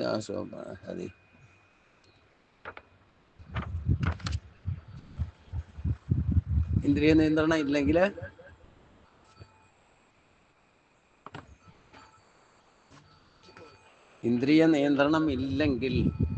ഉണ്ടാകണമെങ്കിൽ എന്ത് വേണം? ഭഗവാനെ തന്നെ ശരണം പ്രാപിക്കണം. അല്ലാതെ ഒരു കാരണവശാലും ഇന്ദ്രിയ നിയന്ത്രണം സാധ്യമല്ല എന്നർത്ഥം. ഇപ്പം ആമ ഈ ദീപസ്തംഭം ഏറ്റിക്കൊണ്ടിരിക്കാനുള്ള കപ്പാസിറ്റിയും അതിൻ്റെ ഇന്ദ്രിയങ്ങൾ പുറത്തു വെച്ചുകൊണ്ട് ഈശ്വര കാര്യങ്ങൾ ചെയ്യാനും സാധിക്കുന്നത് ഈശ്വരന് വേണ്ടിയിട്ട് പ്രവർത്തിക്കുമ്പം അതിനൊരു ഭയവും ഇല്ല എന്നർത്ഥം, സംശയവുമില്ല. ആ ഒരു സങ്കല്പത്തെയാണ് ഇവിടെ കാണിച്ചു തരുന്നത്. ഇന്ദ്രിയ നിയന്ത്രണം ഇല്ലാത്ത ഒരു ആമയ്ക്കോ തൊട്ടാൽ, ദീപസ്തംഭം പോയിട്ട് നമ്മളൊന്ന് പോയി തൊട്ടാൽ, ഒരു എന്താ പറഞ്ഞേ, വേറെന്തെങ്കിലും കൊണ്ട് തോണ്ടിയാൽ മതി, അപ്പോൾ അതിൻ്റെ ഇന്ദ്രിയങ്ങൾ, 5 ഇന്ദ്രിയങ്ങൾ അകത്തേക്ക് വലിക്കും. പിന്നെ എന്ത് ചെയ്താലും അതിനെ ഏക്കില്ല. അതേ ആമ തന്നെയാണ് ഭഗവാന്റെ മുമ്പിൽ താനി സർവാണി സംയമ്യ ആസീതമൽപര വശേകേശേന്ദ്രിയാണ് സസ്യപ്രജ്ഞ പ്രതിഷ്ഠിത എന്ന അവസ്ഥയിൽ നമ്മൾ ക്ഷേത്രാങ്കണത്തിലേ കാണാൻ പറ്റൂ ഇതിന്. അപ്പോൾ ഈ താത്വികമായിട്ടുള്ള ബോധം നമുക്കുണ്ടാകാൻ വേണ്ടിയിട്ടാണ് അങ്ങനെ ഒരു സങ്കല്പം. അതുണ്ടാക്കി ശില്പിക്ക് പോലും ഒരുപക്ഷെ അറിയില്ല ഇതെന്താണ്, എന്തിനാണ് ഇങ്ങനെ കാണിച്ചിരിക്കുന്നത്. അപ്പം ഭഗവാന് വേണ്ടിയിട്ട്, ഭഗവാനെ പൂർണ്ണമായിട്ട് ശരണം പ്രാപിച്ച് ഭഗവാന് വേണ്ടി പ്രവർത്തിക്കുന്നവർക്ക്, ഭഗവാന്റെ അഭിപ്രായം അനുസരിച്ചുകൊണ്ട് പ്രവർത്തിക്കുന്നവർക്ക് മാത്രമേ ഇന്ദ്രിയ നിയന്ത്രണം സാധ്യമാകൂ എന്നർത്ഥം.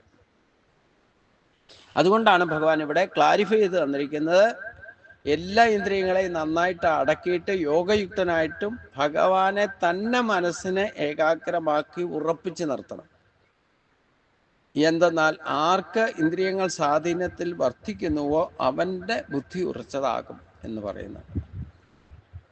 അതുകൊണ്ട് ബാഹ്യ ഇന്ദ്രിയ സംയമനം മാത്രം പോരാ, മനസ്സംയമനം കൂടി വേണം സ്ഥിതപ്രജ്ഞനാകാൻ. അത് സംയമനം ഇല്ലാതാക്കാൻ സംഭവിക്കുന്നത് ഇനി വിവരിക്കുന്നു. അതായത് ഇന്ദ്രിയ നിയന്ത്രണം സാധിക്കാതെ വന്നാൽ എന്താ സംഭവിക്കുക എന്നുള്ളതാണ് 62-63 ശ്ലോകത്തിൽ പറഞ്ഞത്. ധ്യായതോ വിഷയാൻ പുംസക സംഘസ്തേഷുപജായതേ സംഘാ സംജായതേ കാമാൽ കാമ ക്രോധോ വിജായതേ ക്രോധാൽ ഭവതി സമ്മോഹ സമ്മോഹ സ്മൃതി വിഭ്രമക സ്മൃതി ഭ്രംശാൽ ബുദ്ധിനാശോ ബുദ്ധിനാശാൽ പ്രണച്ഛതി. അതായത് ഇന്ദ്രിയ നിയന്ത്രണം സാധിക്കാതെ വന്നാൽ എന്താ സംഭവിക്കുക? നമ്മൾ ആഗ്രഹിക്കുന്ന വിഷയങ്ങളെ പറ്റി ചിന്തിക്കും. അങ്ങനെ ചിന്തിച്ചാൽ അവയിൽ പ്രീതി കൂടുക ചെയ്യാം. നമ്മൾ ആഗ്രഹിക്കുന്ന കാര്യങ്ങളെപ്പറ്റി റിപ്പീറ്റായിട്ട് നിങ്ങൾ ചിന്തിച്ചാൽ ആ റിപ്പീറ്റായിട്ട് ചിന്തിക്കുന്നത് അതിനോട് പ്രീതി വർദ്ധിപ്പിക്കും. പ്രീതിയിൽ കാമം ജനിക്കും, ആഗ്രഹം ജനിക്കും. ആഗ്രഹം ജനിച്ചാലോ കാമത്തിൽ നിന്ന് ക്രോധവും.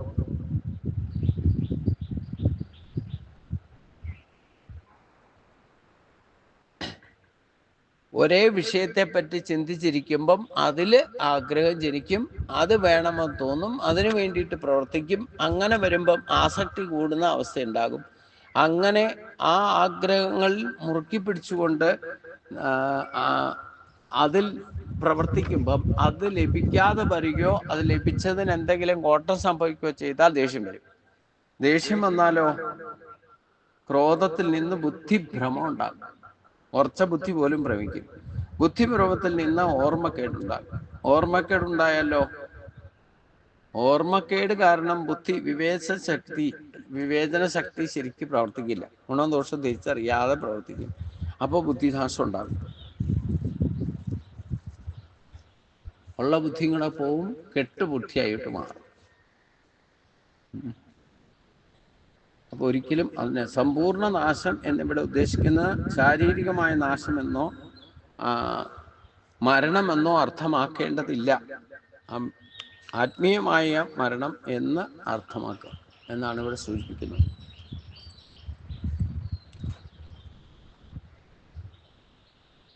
ഇനി അഥവാ ഇന്ദ്രിയങ്ങളെ നിയന്ത്രിച്ച് വശമതനായാൽ, ഇന്ദ്രിയങ്ങളെ നിയന്ത്രിക്കാൻ വേണ്ടിയിട്ടുള്ള ഉപായം പറഞ്ഞു. ആ ഉപായം അനുസരിച്ചുകൊണ്ട് ഈശ്വരനെ അനുസരിച്ചാൽ അവർക്കുള്ള ഗുണത്തെയാണ് ഇനി പറയുന്നത്. രാഗദ്വേഷ വിയക്തസു വിഷയാൻ ഇന്ദ്രിയേശ്വരൻ ആത്മവൈശ്വർ വിധേയാത്മാ പ്രസാദം അധികച്ചത്.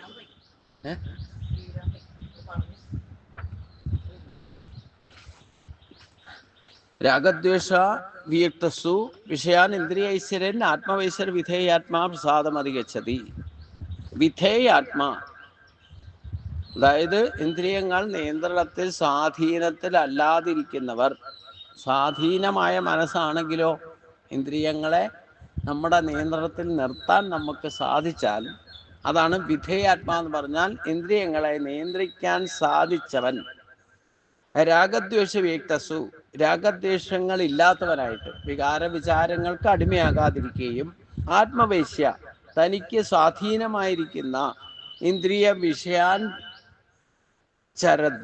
ചരന്തു, ഇന്ദ്രിയങ്ങളെ കൊണ്ട് വിഷയങ്ങളെ അനുഭവിക്കുന്നവനായാലും പ്രസാദം അധികച്ചത്. ഇവിടെയാണ് നമുക്ക് ഈ ഭൗതിക ആസുരി സമ്പത്തോ ഇല്ലെങ്കിൽ ഭൗതികമായ സുഖഭോഗങ്ങളോ ഒന്നും ഉപേക്ഷിക്കണ്ട എന്നാണ് ഭഗവാൻ പറഞ്ഞത്. നമുക്ക് പലതും ഉപേക്ഷിച്ചാലേ ഈശ്വര സാക്ഷാത്കാരം സാധിക്കൂ എന്ന് തെറ്റിദ്ധരിച്ചു വെച്ചിട്ടുണ്ട്. ഗുണദോഷങ്ങൾ തിരിച്ചറിഞ്ഞുകൊണ്ട് കൃത്യമായിട്ട് വേണ്ടത് വേണ്ട സമയത്ത് ഉപയോഗിക്കാൻ സാധിച്ചാൽ ആത്മവൈശ്യർ വിധേയാത്മാ പ്രസാദമായ, അതായത് ആത്മബോധത്തോടു കൂടി, അതായത് ദൈവീയ സമ്പത്തിനെ ആശ്രയിച്ചുകൊണ്ട് വേണം ആസുരി സമ്പത്തിനെ അനുഭവിക്കാൻ ശ്രമിക്കുക. നമുക്ക് നേരെ തിരിച്ചാണ് നമ്മുടെ ആറ്റിറ്റ്യൂഡ്. ആസുരി സമ്പത്തിനെ പോഷിപ്പിക്കാൻ വേണ്ടിയിട്ടാണ് ഈശ്വരനെ ആശ്രയിക്കുന്നത്. അപ്പൊ ഈ നശിച്ചു പോകുന്ന, ഒരിക്കലും നിലനിൽക്കാത്ത ഒരു വസ്തുക്കളാണ് ഈ ആസുരി സമ്പത്ത്. അപ്പൊ അതിനെ നിലനിർത്താൻ എത്ര കാലം നിങ്ങൾ ഈശ്വരനെ ആശ്രയിച്ച് ശ്രമിച്ചാലും നിലനിർത്താൻ സാധ്യമല്ല. നിലനിർത്താൻ സാധ്യമല്ലെങ്കിൽ കിട്ടിയത് നഷ്ടപ്പെട്ട ദുഃഖത്തിന് കാരണം വരും.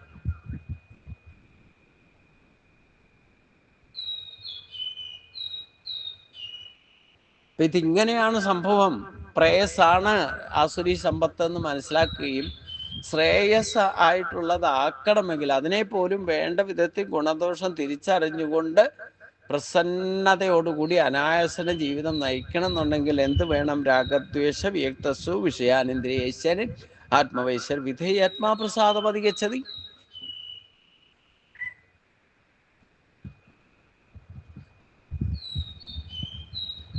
മനസ്സിനെ കീഴടക്കാൻ സാധിക്കണം. മനസ്സിനെ കീഴടക്കണമെങ്കിൽ ഇന്ദ്രിയങ്ങളെ നിയന്ത്രിക്കണം. അങ്ങനെ മനസ്സിനെ, ഇന്ദ്രിയങ്ങളെ നിയന്ത്രിച്ച് മനസ്സിനെ ഏകാഗ്രമാക്കുമ്പോഴാണ് മനസ്സ് നമ്മുടെ സ്ഥിതിയിൽ നമ്മളിൽ പ്രസാദിക്കുക. മനസ്സ് കീഴടക്കിയവൻ രാഗദ്വേഷ വികാര വിചാരങ്ങൾക്കൊന്നും അടിമയാകാതെ തനിക്ക് സ്വാധീനപ്പെട്ടതായിട്ടുള്ള ഇന്ദ്രിയങ്ങളെ കൊണ്ട് വിഷയങ്ങളെ അനുഭവിക്കുന്നവനായാലും ശാന്തിയെ പ്രാപിക്കും. ബാഹ്യവിഷയങ്ങളല്ല, അവയോട് നമ്മുടെ രാഗദ്വേഷങ്ങളാണ് മനസ്സിനെ മലിനപ്പെടുത്തുന്നത്. ഇതിൽ നിന്ന് വ്യക്തമാകും. അതായത് നമ്മളെ ഈ വസ്തുക്കളോടുള്ള സമീപനമാണ് പ്രശ്നം.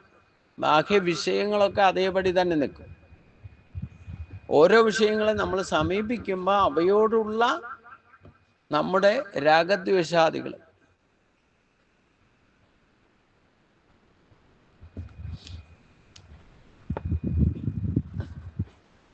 പ്രസാദേ സർവദുഃഖാനാം ഹാനിരസ്യോപജായതേ.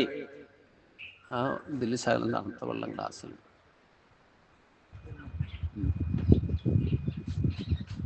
പ്രസാദം എന്ന് പറഞ്ഞാൽ എന്താണ്? പ്രസാദേ സർവദുഃഖാനാം ഹാനിരസ്യോപജായതേ പ്രസന്ന ചേതസ്യോകാശ ബുദ്ധിപരിഗതിച്ചത്.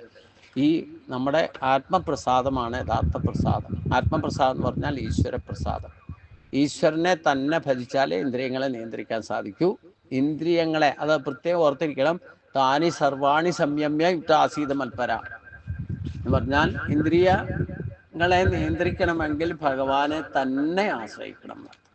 അല്ലാതെ ഇന്ദ്രിയങ്ങളെ നിയന്ത്രിക്കാൻ സാധിക്കില്ല എന്നർത്ഥം. മനസ്സിലായില്ലേ?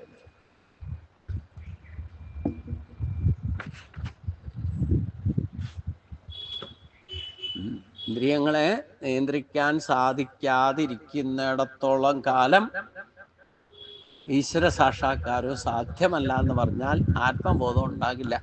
ഇന്ദ്രിയങ്ങളെ നിയന്ത്രിക്കണമെങ്കിൽ ഈശ്വരനെ തന്നെ, ഇന്ദ്രിയങ്ങളുടെ ഈശ്വരൻ ഋഷികേശൻ. ആരാ ഋഷികേശൻ എന്ന് പറഞ്ഞാൽ എന്താ? ഇന്ദ്രിയങ്ങളുടെ ഒക്കെ ഈശ്വരൻ. നമ്മുടെ എല്ലാ ഇന്ദ്രിയങ്ങളിലും അധിഷ്ഠാനമായിട്ട് ഓരോ ഇന്ദ്രിയങ്ങൾക്കും ഈ അധിഷ്ഠാന ദേവതയെ സങ്കല്പിച്ചേക്കണ കാര്യം, ആ ശക്തികളെയാണ് പോഷിപ്പിക്കാൻ പറയുന്നത്. അപ്പോഴേ ഇന്ദ്രിയങ്ങളെ നിയന്ത്രിക്കാൻ സാധിക്കും. അപ്പോൾ അതിനെ എല്ലാത്തിൻ്റെയും സോഴ്സ് എവിടുന്ന? ഭഗവാൻ തന്നെയാണ്. അതുകൊണ്ട് ആ താനി സർവാണി സംയമ്യ യുക്ത ആസീത മൽപര എന്ന് പറഞ്ഞു കഴിഞ്ഞാൽ ഗുരുവായൂരപ്പനെ തന്നെ ഭജിച്ചാൽ ഈ ഇന്ദ്രിയങ്ങളുടെ അധിഷ്ഠാന ദേവതകൾ നിയന്ത്രിക്കപ്പെടും. അതുകൊണ്ട് ഭഗവാൻ ഋഷികേശൻ എന്ന് പറഞ്ഞാൽ ഇന്ദ്രിയങ്ങളുടെ ഈശ്വരനാണ്. അതുകൊണ്ട് ആ ഈശ്വരനെ തന്നെ ഭജിക്കണം. ഈശ്വരനെ ഭജിച്ചാലേ ഇന്ദ്രിയങ്ങളെ നിയന്ത്രിക്കാതെ ഒരിക്കലും മനസ്സിനെ ഏകാഗ്രമാക്കാൻ സാധിക്കില്ല എന്നർത്ഥം. മനസ്സ് ഏകാഗ്രമായാലേ ബുദ്ധി ഉറക്കൂ, ബുദ്ധി ഉറച്ചാലേ ആത്മശക്തി ഉണർന്ന് പ്രവർത്തിക്കൂ. ആത്മശക്തി ഉണർന്ന് പ്രവർത്തിക്കാൻ തക്കവണ്ണം നമ്മുടെ ശരീരത്തിലൂടെയുള്ള വികാര വിചാരങ്ങളെ ജയിക്കാൻ സാധിക്കണമെങ്കിൽ, ജയിക്കാൻ സാധിച്ചാൽ അപ്പം ആത്മപ്രസാദം ലഭിക്കും. ആത്മാവ് തനി സ്വരൂപം കാണിക്കും. ആത്മാവിൻ്റെ സ്വരൂപം എന്താ? ശാന്തി, പ്രസന്നത. ആത്മാവ് ആനന്ദ സ്വരൂപമാണ്. അപ്പം അത് പ്രസാദിക്കണം. അത് പ്രസാദിച്ചാലോ ബാഹ്യവിഷയങ്ങളല്ല പ്രശ്നമുണ്ടാക്കുന്നത്. എന്താണ്? ആ ബാഹ്യവിഷയങ്ങളോട്, ആസുരി സമ്പത്തിനോടുള്ള നമ്മുടെ സമീപനമാണ് പ്രശ്നം. അതാണ് രാഗദ്വേഷങ്ങളെയും സുഖദുഃഖങ്ങളെയും ഉണ്ടാക്കുന്നത്. അപ്പൊ അതിനെ നിയന്ത്രിക്കണമെന്നുണ്ടെങ്കിൽ അതിൻ്റെ അധിപനായിരിക്കുന്ന ഭഗവാനെ തന്നെ ശരണം പ്രാപിക്കണം. അപ്പോൾ ഭഗവാൻ പ്രസാദിക്കും. ഭഗവാൻ പ്രസാദിച്ചാലോ നമുക്ക് ആത്മപ്രസാദം ലഭിക്കും. ആത്മപ്രസാദം ലഭിച്ചാലോ പ്രസാദേ സർവ്വദുഃഖാനാം ഹാനിരസ്യോപജായതേ, അതോടുകൂടി സകല ദുഃഖങ്ങളും ഹനിക്കപ്പെടും. പിന്നെ സ്ഥിരമായിട്ട് പ്രസന്ന ചേതസ്യോഗ്യാശു ബുദ്ധി പരിവധിഷ്ഠതേ, പിന്നെ ആത്മബുദ്ധി പ്രസാദജമാണ്. പ്രസാദേ ശാന്തി കൈവരുമ്പോൾ, അതായത് ആത്മശാന്തി, ആത്മസ്വരൂപം തിരിച്ചറിഞ്ഞാൽ, ആത്മബോധമുണ്ടായാൽ ആത്മാവിൻ്റെ സ്വരൂപം ശാന്തി സ്വരൂപമാണ്. പ്രസാദേ അസ്യ സർവ, ശാന്തി കൈവരുന്ന ഇവന്റെ ദുഃഖാനാം ഹാനി ഉപജായതേ, സകല ദുഃഖങ്ങളുടെയും നാശം സംഭവിക്കും. ഹി പ്രസന്ന ചേതസ ബുദ്ധി, എന്തെന്നാൽ പ്രസന്ന ചിത്തത്തിന്റെ ബുദ്ധി ആശു വധിഷ്ഠത, വേഗം നിശ്ചലമായി തീർന്നു. മനഃശാന്തി കൈവരുമ്പോൾ അവന്റെ സകലവിധ ദുഃഖങ്ങളും നശിക്കും. എന്തെന്നാൽ ശാന്ത മനസ്സോടു കൂടിയവന്റെ ബുദ്ധി വേഗം നിശ്ചലമായി തീരും. ഇതിന്റെ പ്രതീകാത്മകമായിട്ടാണ് നമ്മൾ അമ്പലത്തിൽ പോയാൽ പ്രസാദം കിട്ടണം, അഥവാ പ്രസാദം വാങ്ങുന്നത്. പക്ഷേ നമുക്ക് ഇലയിൽ കിട്ടുന്ന പൂവും പ്രസാദവും അല്ല യഥാർത്ഥ പ്രസാദം. അത് തന്നെ പുഷ്പാഞ്ജലി കഴിച്ചിട്ടോ വഴിപാട് കഴിച്ചിട്ടോ പ്രസാദം കിട്ടിയില്ലെങ്കിൽ നമുക്ക് ദുഃഖം ഉണ്ടാവും. രാഗദ്വേഷങ്ങൾക്ക് വിതാരം. അവിടുന്ന് പ്രസാദം കിട്ടിയ പിന്നെ പരാതി, കുറ്റം പറച്ചിലും ഒക്കെ ആയി അല്ലേ? അപ്പം പ്രതീകാത്മകമായിട്ട് ആസുരി സമ്പത്താണ് ഇലയിൽ കിട്ടുന്ന പ്രസാദം. അത് നമ്മളെ ദുഃഖത്തെ ഉണ്ടാക്കും. അത് പ്രേയസാണ്.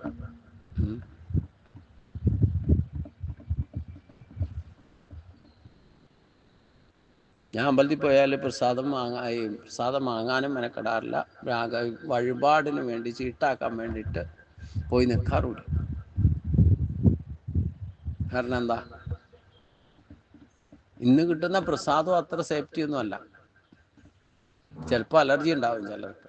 ഓരോരുത്തരുടെ ശരീര പ്രകൃതി അനുസരിച്ചുകൊണ്ട് എന്തൊക്കെ കെമിക്കൽ കൂട്ടിയിട്ടാണ് ചന്ദനപ്പൊടിയോ ഇല്ലെങ്കിൽ അങ്ങനെയുള്ളത് ചന്ദനം അരച്ചിട്ട് പ്രസാദം കിട്ടുന്നത്. ഇപ്പോൾ ഗുരുവായൂർ അടക്കം മെഷീനറി ഉപയോഗിക്കാൻ തുടങ്ങിക്കഴിഞ്ഞു. അവിടെ ശരിക്കും അരച്ച പ്രസാദമാണ് സാധാരണ കൗണ്ടറിൽ കൊടുക്കൽ. അതുകൊണ്ട് അവർ നുള്ളേ തരുള്ളൂ, വെറുതെ വേസ്റ്റാക്കാൻ തരില്ല. അവിടെ ഇവിടെയും വച്ച് തേക്കാനും നെറ്റിയിൽ തേക്കാൻ തന്നെ കഷ്ടിയായിരിക്കും ചിലപ്പോൾ. അതുകൊണ്ട് എന്നാലും വേണ്ടില്ല, അതിൻ്റെ ബാക്കി എവിടെയെങ്കിലും ഒക്കെ വച്ച് തേച്ചിട്ട് പോരുകയും ചെയ്യും. ഇത് ശരിക്കും ആത്മബോധം ഇല്ലാത്തതുകൊണ്ടാണ്. ശരിക്കും ആത്മബോധം ഉള്ളവർ ഇത് വാങ്ങാൻ തന്നെ മെനക്കില്ല. നമുക്ക് ഗുരുവായൂരപ്പൻ്റെ പ്രസാദം കിട്ടിക്കഴിഞ്ഞാൽ അത് തിരിച്ചറിയും, നിങ്ങളെപ്പോഴും പ്രസന്നചിത്തനായിരിക്കും. ആ പ്രസാദം കിട്ടിയാൽ നിങ്ങൾക്ക് ദുഃഖങ്ങളും ഉണ്ടാവില്ല. ഭഗവാന്റെ പ്രസാദം കിട്ടിക്കഴിഞ്ഞാൽ സകല ആയുരാരോഗ്യ സൗഖ്യമൊക്കെ തന്നെ ഉണ്ടാവും. സകല ദുഃഖങ്ങളിൽ നിന്ന് മോചനം ഉണ്ടാക്കും. രാഗദ്വേഷാദി വികാര വിചാരങ്ങൾക്ക് അടിമയാകാതിരിക്കും. അതാണല്ലോ നമ്മളെ ദുഃഖിപ്പിക്കുന്നത്. അപ്പൊ അതിൻ്റെ അടിസ്ഥാനം എന്ന് പറയുന്നത് എന്താ? ഈ പ്രസാദം നിലനിൽക്കണമെന്നുണ്ടെങ്കിൽ അതിൻ്റെ പ്രതീകാത്മകമായിട്ടാണ് ഭഗവാൻ ഈ രഥ കാണിച്ചിരിക്കുന്ന ഗീതോപദേശത്തിൽ പഞ്ച ജ്ഞാനേന്ദ്രിയങ്ങളുടെ കുതിച്ചു പായുന്ന ഇന്ദ്രിയങ്ങളാണ് വെളുത്ത 5 കുതിരകൾ. എൻ്റെ കടിഞ്ഞാൻ മനസ്സാണ്. ആ മനസ്സിൻ്റെ മനസ്സാകുന്ന കടിഞ്ഞാൻ പിടിച്ചിരിക്കുന്നത് ഭഗവാൻ, ബുദ്ധിയാകുന്ന ഭഗവാനാണ്. പക്ഷെ അത് ഭഗവാന്റെ കയ്യിൽ കടിഞ്ഞാൻ ഇരുന്നാലും വേണ്ടില്ല. ജീവാത്മാവ് എന്താവശ്യപ്പെടുന്നു, അർജുനൻ തളർന്നിരിക്കുമ്പോൾ പോലും ആവശ്യപ്പെട്ടു, എൻ്റെ രഥത്തെ ധർമ്മ അധർമ്മങ്ങളുടെ മധ്യത്തിൽ, അഥവാ ഗുണദോഷങ്ങളുടെ മധ്യത്തിൽ കൊണ്ട് നിർത്തൂ എന്ന് പറഞ്ഞു. ഭഗവാൻ അതേവിടെ ചെയ്തു. നമ്മുടെ ബുദ്ധിസ്ഥാനത്തിരിക്കുന്ന ഭഗവാൻ നമ്മളെ ആവശ്യമില്ലാതെ സ്വന്തം നിയന്ത്രണത്തിലല്ല പ്രവർത്തിക്കുന്നത്. നമ്മൾ എന്താഗ്രഹിക്കുന്നോ അത് സാധിപ്പിക്കാനായിട്ടിരിക്കുക. തഥാസ്തു എന്ന് അനുഗ്രഹിക്കാൻ. ഇടത്തോട്ട് പോകണമെന്ന് പറഞ്ഞാൽ ഇടത്തോട്ട് കൊണ്ടുപോകും, വലത്തോട്ട് പോകണമെന്ന് പറഞ്ഞാൽ വലത്തോട്ട് കൊണ്ടുപോകും, നേരെ പോകണമെന്ന് പറഞ്ഞാൽ നേരെ കൊണ്ടുപോകും.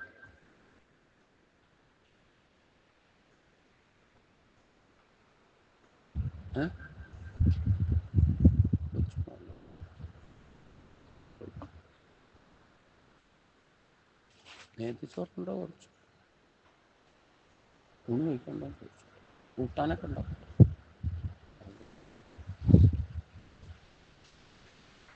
ആ വഴുതനം കൊണ്ട് മെഴുക്കുവരട്ടി ഉണ്ടാക്കണം, ട്രൈ ആയി. ഇപ്പോൾ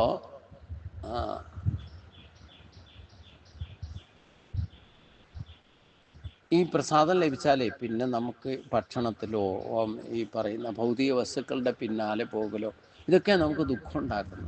നമുക്ക് ഇഷ്ടമുള്ളത് കിട്ടിയ സുഖം, ഇഷ്ടമില്ലാത്തത് സംഭവിച്ചാലോ വാക്ക് കേട്ടാലോ ഒക്കെ ദുഃഖത്തെ ഉണ്ടാക്കും. അപ്പോൾ നമ്മൾ സ്ഥിതപ്രജ്ഞനായി എന്ന് പറഞ്ഞാൽ ഈശ്വരൻ്റെ പ്രസാദം, ആത്മപ്രസാദം ലഭിച്ചാൽ പിന്നെ ഈ പറയുന്ന വികാര വിചാരങ്ങൾക്ക് ഈശ്വരനെ അനുഗ്രഹിക്കുക എന്ന് പറയും. ഈശ്വരൻ്റെ കൃപ എപ്പോൾ ലഭിക്കുന്നോ ഈ ഒരവസ്ഥ നമുക്ക് കൈവരുള്ളൂ.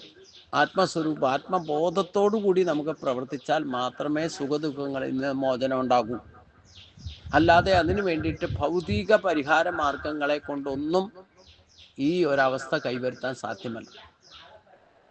ഈവൻ ഭഗവാന്റെ അടുത്ത് പോയിട്ട് വഴിപാട് കഴിച്ചാൽ പോലും നിങ്ങൾക്ക് ഈ ആത്മപ്രസാദം ലഭിക്കില്ല.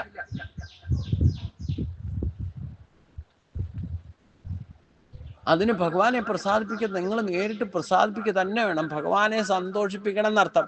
ഭഗവാന്റെ മനപ്രസാദം ലഭിച്ചാൽ മാത്രമേ ഏതൊരു ഡിവോട്ടിക്കും സാറ്റിസ്ഫാക്ഷൻ ലഭിക്കുള്ളൂ.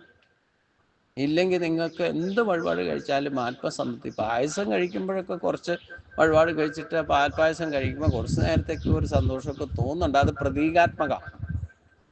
നിങ്ങൾ വഴിപാട് കഴിച്ച് കിട്ടുന്ന പ്രസാദം കിട്ടിയാലും അതിൽ തൽക്കാലത്തേക്ക് ശാന്തി സമാധാനം ഉണ്ടായാലും അത് പ്രയാസമാണ്, നഷ്ടപ്പെടും. കഴിച്ചാൽ കഴിഞ്ഞില്ലേ.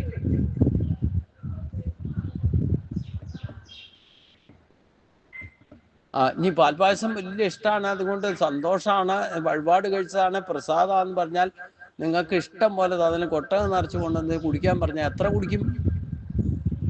കൂടുതൽ കുടിച്ചാൽ അത് തന്നെ പ്രശ്നമാവും. ഉണ്ടായിരുന്ന സുഖവും കൂടെ ആനന്ദവും കൂടെ നഷ്ടപ്പെടും. ഒരു ഗ്ലാസ് കഴിച്ചാൽ അതിൽ നിന്ന് കിട്ടുന്ന സംതൃപ്തി പിന്നെ 10 ഗ്ലാസ് കഴിച്ചാൽ കിട്ടില്ല. ഇതിനൊക്കെ അടിസ്ഥാനം ഭഗവാന്റെ കൃപയാണ്. നമ്മുടെ ഡെഡിക്കേറ്റഡ് ഡിവോട്ടി ആയാൽ മാത്രമേ ഭഗവാൻ പ്രസാദിക്കൂ. എന്ന് പറഞ്ഞാൽ മാനവ സേവയാണ് മാധവ സേവ. നിങ്ങൾക്ക് പ്രസാദം അമ്പലത്തിലെ വഴിപാട് കഴിച്ചിട്ട് പ്രസാദം കിട്ടിയാലും വേണ്ടില്ല, ഭഗവാൻ സന്തോഷിക്കണമെങ്കിൽ അത് ആർക്കെങ്കിലും 4 പേർക്ക് കൊടുത്തിട്ട് അതിൻ്റെ യജ്ഞശേഷം പൂജിക്കും. എന്ത് കിട്ടിയാലും അവനവൻ ആത്മസുഖത്തിനായി ചെയ്യുന്ന കർമ്മങ്ങളൊക്കെ അവരെന്നും കൂടി സുഖത്തെ പകർന്നു കൊടുക്കൂ. നിങ്ങൾ ജ്ഞാനം കിട്ടിയാൽ പോലും അല്പം മാത്രം അറിവാണെങ്കിലും കുട്ടികൾക്കാണെങ്കിലും മറ്റുള്ളവർക്കാണെങ്കിലും അല്പമെങ്കിലും പറഞ്ഞു കൊടുക്കൂ. അത് ഏറ്റവും വലിയ ഭഗവാനെ ആരാധിക്കലാണെന്ന് പറഞ്ഞു പഠിക്കുകയും പഠിപ്പിക്കുകയും ചെയ്യാം. അത് വെറുതെ ഭൗതിക വിഷയങ്ങൾ ഹോംവർക്ക് ചെയ്യിക്കലല്ല വേണ്ടത്. കാരണന്മാരെ പുരുഷനും മുത്തശ്ശനും മുത്തശ്ശിയൊക്കെ അവർക്ക് പഠിപ്പിച്ചു കൊടുക്കുന്നുണ്ടെങ്കിൽ ഈ ഹോംവർക്കൊന്നും അല്ല ചെയ്യിപ്പിക്കേണ്ടത്. അത് അച്ഛനും അമ്മയും ചെയ്യിപ്പിച്ചോളൂ. നിങ്ങൾക്ക് ചെയ്യാൻ പറ്റുന്നത് എന്താ? ഒരു ശ്ലോകമെങ്കിലും പേരക്കുട്ടിയെ പഠിപ്പിക്കാൻ നോക്കും. ഭഗവാന്റെ മുമ്പിൽ നമസ്കരിക്കാൻ പഠിപ്പിക്കും. അതുകൊണ്ട് നിങ്ങൾക്ക് സംതൃപ്തിയെങ്കിലും ഉണ്ടാവും. കാരണം ആ സംതൃപ്തി എങ്ങനെയാ കിട്ടുക? അവിടെയാണ് ഈശ്വരൻ പ്രസാദിക്കണേ.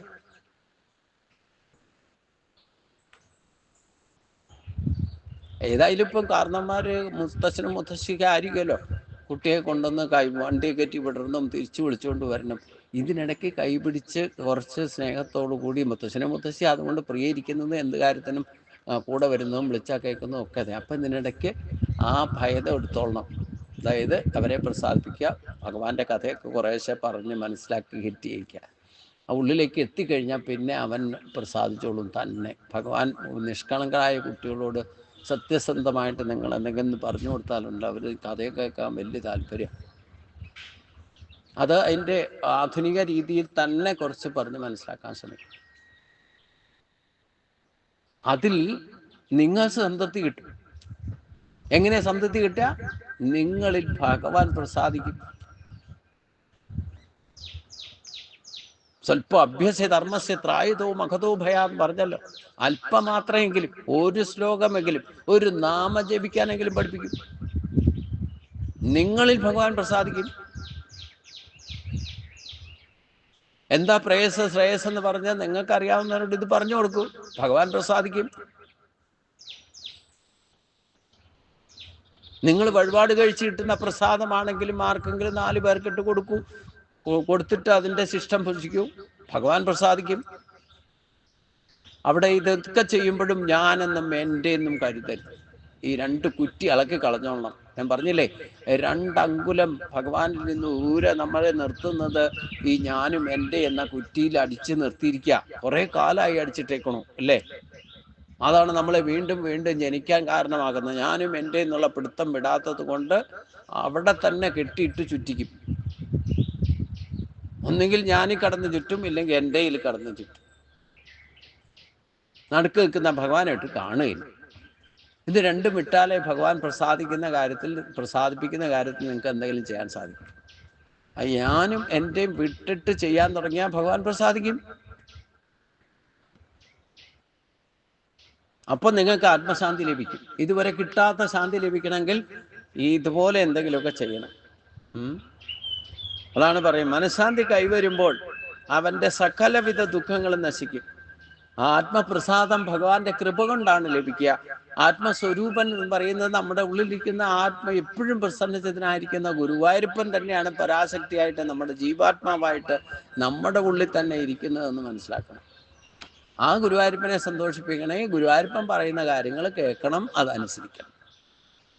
നമ്മുടെയും സ്വഭാവം അങ്ങനെയാണല്ലോ. നമ്മൾ പഠിച്ചു വെച്ചേക്കണത് നമ്മുടെ കുട്ടികൾക്ക് പറഞ്ഞു കൊടുത്തിട്ട് നമ്മൾ പറയുന്നത് പോലെ കേട്ട് നടക്കുവാണെങ്കിൽ നമുക്ക് കുട്ടികൾ വലിയ സന്തോഷമാണ് അല്ലേ? നമ്മുടെ ഇച്ഛയ്ക്കനുസരിച്ചാണ് കാര്യങ്ങളൊക്കെ പോണേന്നുണ്ടെങ്കിൽ. ഇല്ലെങ്കിൽ ഇഷ്ടക്കേടാ. പിന്നെ ഇതുവരെ പറയിപ്പിക്കും, ഇങ്ങനെയുള്ള സന്തതി ഉണ്ടാകാതിരിക്കുമായിരുന്നു നല്ലത് എന്ന് ഭഗവാനോട് പോയി പറയുകയും കൂടി ചെയ്യും.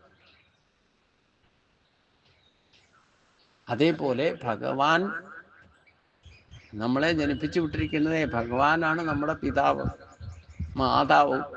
പിതാമഹസ്യ ജഗതാ മാതാ ദാതാ പിതാമഹ. അപ്പൊ അവരെ പ്രസാദിപ്പിക്കാൻ വേണ്ടിയിട്ട് അവര് പറഞ്ഞത് കേട്ടാൽ മതി, ഭഗവാൻ പ്രസാദിക്കും. ഭഗവാൻ പറഞ്ഞത് എന്താണോ അത് 100% അനുസരിക്കുന്നവരോട് ഭഗവാന് പ്രത്യേക പരിഗണന ഉണ്ടെന്ന് മനസ്സിലാക്കോളൂ. നമുക്കും ആ സ്വഭാവമൊക്കെ ഉണ്ട്. ഇല്ല എന്നൊക്കെ പറഞ്ഞാൽ ഞാൻ സമ്മതിക്കില്ല, ഭഗവാനും സമ്മതിക്കില്ല. പക്ഷപാതമൊക്കെ ഉണ്ട്, ഇല്ല എന്നും പറയണ്ട. ഭഗവാന്റെ ഡെഡിക്കേറ്റഡ് അചഞ്ചലമായ ഭക്തരോട് ഭഗവാന് പ്രത്യേക മമതയുണ്ടെന്ന് ഭഗവാൻ തന്നെ പറഞ്ഞിട്ടുണ്ട്. അവര് ശ്രേഷ്ഠനാണെന്നും പറഞ്ഞിട്ടുണ്ട്. ആ ശ്രേഷ്ഠത നമ്മൾ നിലനിർത്തിയാലേ നമ്മളിപ്പോൾ സാധിക്കും. മനസ്സ് ഇന്ദ്രിയങ്ങളിൽ ഭഗവാന്റെ സ്വരൂപം തന്നെയാണ്. ആ മനഃശാന്തി ലഭിച്ചാലേ, മനഃശാന്തി ലഭിക്കണമെങ്കിൽ ഇന്ദ്രിയങ്ങളെ നിയന്ത്രിക്കണം, മനസ്സിനെ ഏകാഗ്രമാക്കണം, ബുദ്ധി ഉറപ്പിക്കണം, ചിത്തശക്തിയെ ഉണർത്തണം. ചിത്തശക്തിയെ ഉണർത്താന്ന് പറഞ്ഞാൽ ജീവാത്മാവ് ഉണർന്നും പ്രവർത്തിക്കണമെങ്കിൽ ഭഗവാന്റെ ശക്തി അതിൽ ഉണ്ടത് നമ്മുടെ സ്വഭാവം കൊണ്ട് അതിനെ മറച്ചു വച്ചിരിക്കുകയാണ്.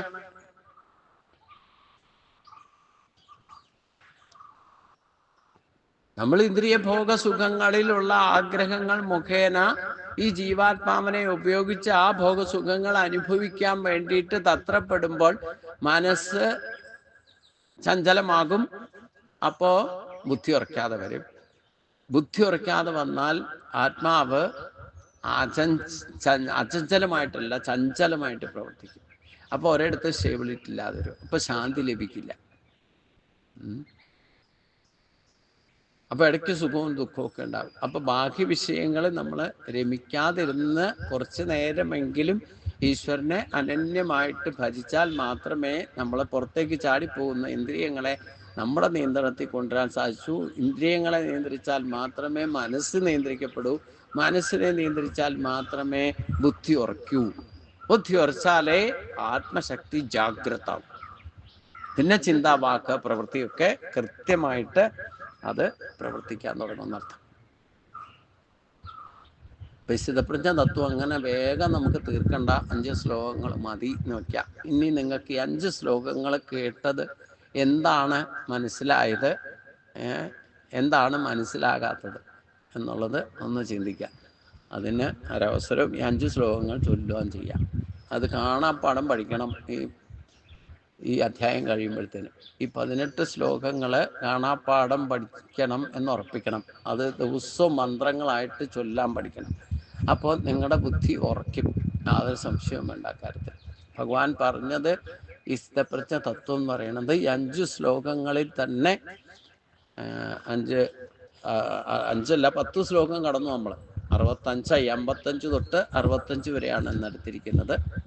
10 ശ്ലോകങ്ങളായി. അപ്പം അതിലെ ആദ്യത്തെ 5 ശ്ലോകങ്ങൾ ഇന്ദ്രിയ നിയന്ത്രണവും, പിന്നത്തെ 5 ശ്ലോകങ്ങൾ ആത്മശാന്തി പ്രസാദം എങ്ങനെ ലഭിക്കും എന്ന് പറയുന്നതാണ്. അപ്പൊ ഇന്ദ്രിയങ്ങളെ നിയന്ത്രിക്കണം. ഈ 10 ശ്ലോകങ്ങൾ വരെ നമുക്ക് പ്രാക്ടിക്കൽ തലത്തിൽ എത്തിക്കണം എന്നുണ്ടെങ്കിൽ ഇന്ദ്രിയങ്ങളെ നിയന്ത്രിക്കണം എന്ന് പറഞ്ഞാൽ കുതിച്ചു പായുന്ന 5 ഇന്ദ്രിയങ്ങളെ നിയന്ത്രിക്കണം. കുതിച്ചു പായുന്ന വെളുത്ത കുതിരകളാണ് പഞ്ചേന്ദ്രിയങ്ങൾ. രഥമാണ് നമ്മുടെ ശരീരം. അതിലെ കടിഞ്ഞാണ്, കുതിരകളിൽ കൂട്ടിക്കെട്ടിയിരിക്കുന്ന കടിഞ്ഞാണാണ് മനസ്സ്. അത് പിടിച്ചിരിക്കുന്നത് ഭഗവാനാണ്. അതുകൊണ്ട് ഭഗവാനെ തന്നെ താനി സർവാണി സംയമ്യ യുക്ത ആസീത മൽപര. അപ്പൊ ആദ്യം ചെയ്യേണ്ടത് എന്താ? ബുദ്ധിയെ ഉറപ്പിക്കണം എന്നുണ്ടെങ്കിൽ ആ ഭഗവാനെ തന്നെ ശരണം പ്രാപിച്ചുകൊണ്ട് ഇന്ദ്രിയങ്ങളെ നിയന്ത്രിക്കണം. ഇന്ദ്രിയങ്ങളെ നിയന്ത്രിക്കുന്നതിൽ ആദ്യം 5 ഇന്ദ്രിയങ്ങളാണ്. അതിൽ 2 എണ്ണത്തിനാണ് ആദ്യം നിയന്ത്രിക്കേണ്ടത്. അത് നിയന്ത്രിച്ചാൽ ബാക്കി 3 അതിൻ്റെ പിന്നിൽ നിൽക്കൂ. ഒന്ന് കണ്ണും ചെവിയും. കണ്ടതിൻ്റെ പിന്നാലെ ഇല്ലേ, കേട്ടതിൻ്റെ പിന്നാലെ ആയിരിക്കും നമ്മൾ മനസ്സും പോകുന്നത്. ശരീരം കൊണ്ട് പിന്നെ അതിൻ്റെ പിന്നാലെ പോവുകയും ചെയ്യും. അതുകൊണ്ട് ആ ഇന്ദ്രിയ നിയന്ത്രണം ആണ് ആദ്യത്തെ 5 ശ്ലോകങ്ങളെ കൊണ്ട് പറയുന്നതെങ്കിൽ പിന്നത്തെ 5 ശ്ലോകങ്ങളിൽ 2 ശ്ലോകങ്ങൾ ഇന്ദ്രിയങ്ങളെ നിയന്ത്രണമല്ലാത്തവൻ്റെ അവസ്ഥയിലാണ്. വിഷയങ്ങളെ ആഗ്രഹിക്കുകയും വിഷയങ്ങളെ ആഗ്രഹിച്ചിട്ട് അത് ബുദ്ധിഭ്രമം ഉണ്ടാക്കുന്നത് വിധത്തിലേക്ക്, അതായത് ആഗ്രഹിച്ച കാര്യം സാധിക്കാതെ വന്നു കഴിഞ്ഞാൽ പിന്നെ ദേഷ്യം വരും. ദേഷ്യം വന്നാൽ പിന്നെ സ്ഥലകാല ബോധം ഇല്ലാതെ വരും. ഓർമ്മക്കേടുണ്ടാവും, ബുദ്ധിഭ്രമം ഉണ്ടാകും. കൈ കിട്ടുന്ന വെച്ചിട്ട് ചിലപ്പോൾ പ്രയോഗിക്കാൻ പാടില്ലാത്ത വാക്കുകൾ ഉപയോഗിക്കും. അത് ഉണ്ടാക്കി വെച്ച ശ്രേഷ്ഠതകൾക്ക് പോലും നാശം സംഭവിക്കാന്ന് പറഞ്ഞാൽ ആത്മനാശം സംഭവിക്കും. ആത്മശക്തി കുറേശ്ശെ ഉണർന്ന് പ്രവർത്തിക്കുന്നവർക്ക് പോലും അത് മറഞ്ഞു പോകും എന്നർത്ഥം. അതുകൊണ്ട് ഒരിക്കലും ആ ഇന്ദ്രിയ നിയന്ത്രണത്തിന് ഇല്ലാതിരിക്കാൻ ശ്രമിക്കരുത്. ഇല്ലാതെ ആകാൻ എന്താ കാരണം? ഭക്തി ഇല്ലാതിരുന്നാൽ മതി.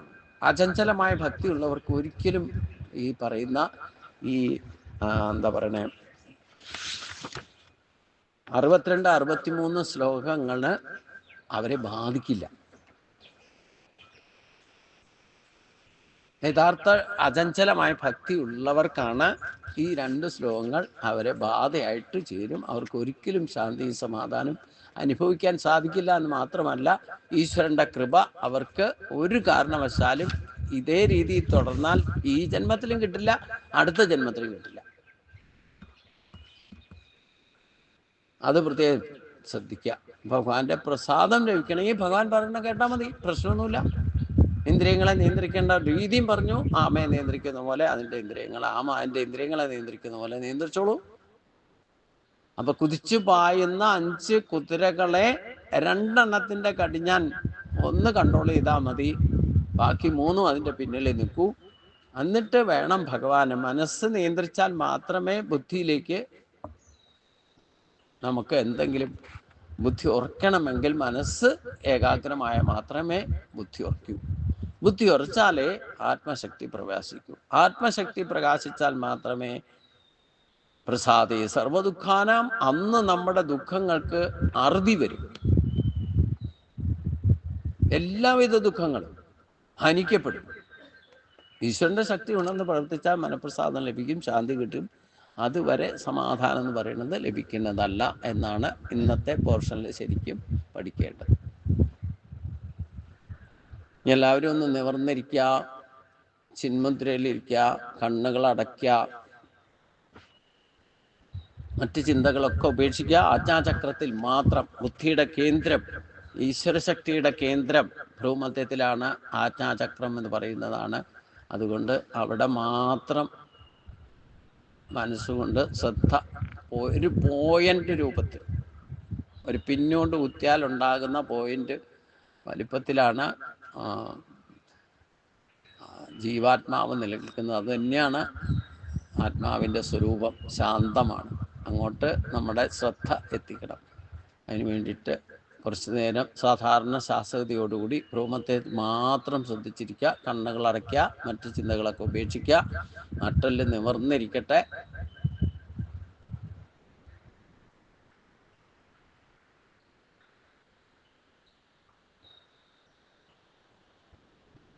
ഒരു 4-5 പ്രാവശ്യം സാവധാനം ശ്വാസം എടുക്കുക, സാവധാനം തന്നെ പുറത്തേക്ക് വിടുക. ഒരു ഫോഴ്സും വേണ്ട. സാധാരണഗതിയിൽ ശ്വാസം എടുക്കാൻ പറ്റുന്ന അത്ര എടുക്കുക. അത്രയും തന്നെ സാവകാശം ശ്വാസം പുറത്തേക്ക് വിടുക. ഒരു 5 പ്രാവശ്യം ശ്വാസം എടുക്കുകയും വിടുകയും ചെയ്യാം.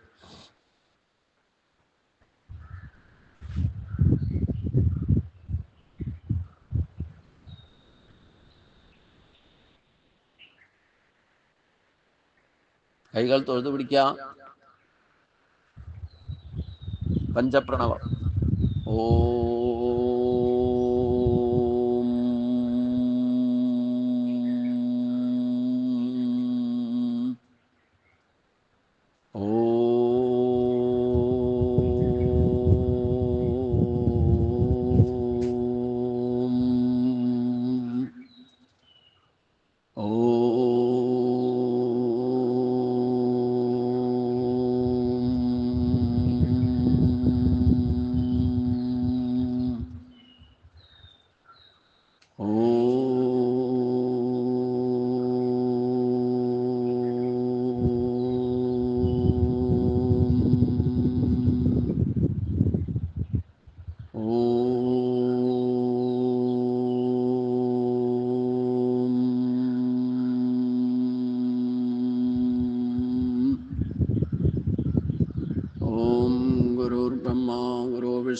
ഗുരുദേവോ മഹേശ്വര ഗുരു സാക്ഷാൽ പരബ്രഹ്മ തസ്മൈ ശ്രീ ഗുരവേ നമഃ.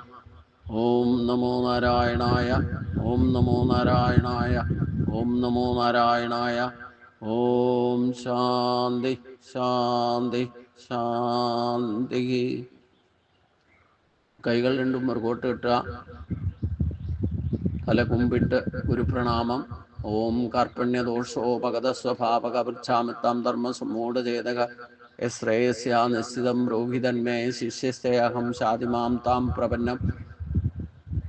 ഓം നമോ ഭഗവതേ വാസുദേവായ. നമോ ഭഗവതേ വാസുദേവായ. ഓം ശാന്തി ശാന്തി ശാന്തി. ഗുരുപ്രണാമം. ശ്വാസം എടുത്തുകൊണ്ട് നിവർന്നിരിക്കുക.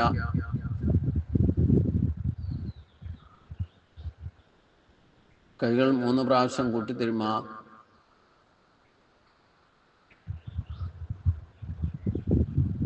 ആ ചൂട് കണ്ണുകൾക്കും, കണ്ണുകൾ നേരിട്ട് തുടരുക, മുഖത്ത് കമിഴ്ത്തി വെച്ചുകൊണ്ട് ആ ചൂട് പകർന്ന് മുഖത്ത് നൽകുക. പിന്നെ ശിരസിലും ശരീരത്തും ആ കൈകൾ തന്നെ ഉപയോഗിച്ചുകൊണ്ട് 2 വശവും കുറേശ്ശെ തലോടിക്കൊണ്ട് ചിന്മുദ്രയിലേക്ക് തന്നെ മടങ്ങി വരിക.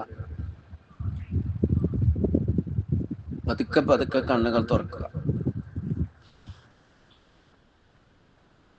റിലാക്സ് ആയിട്ടിരിക്കുക.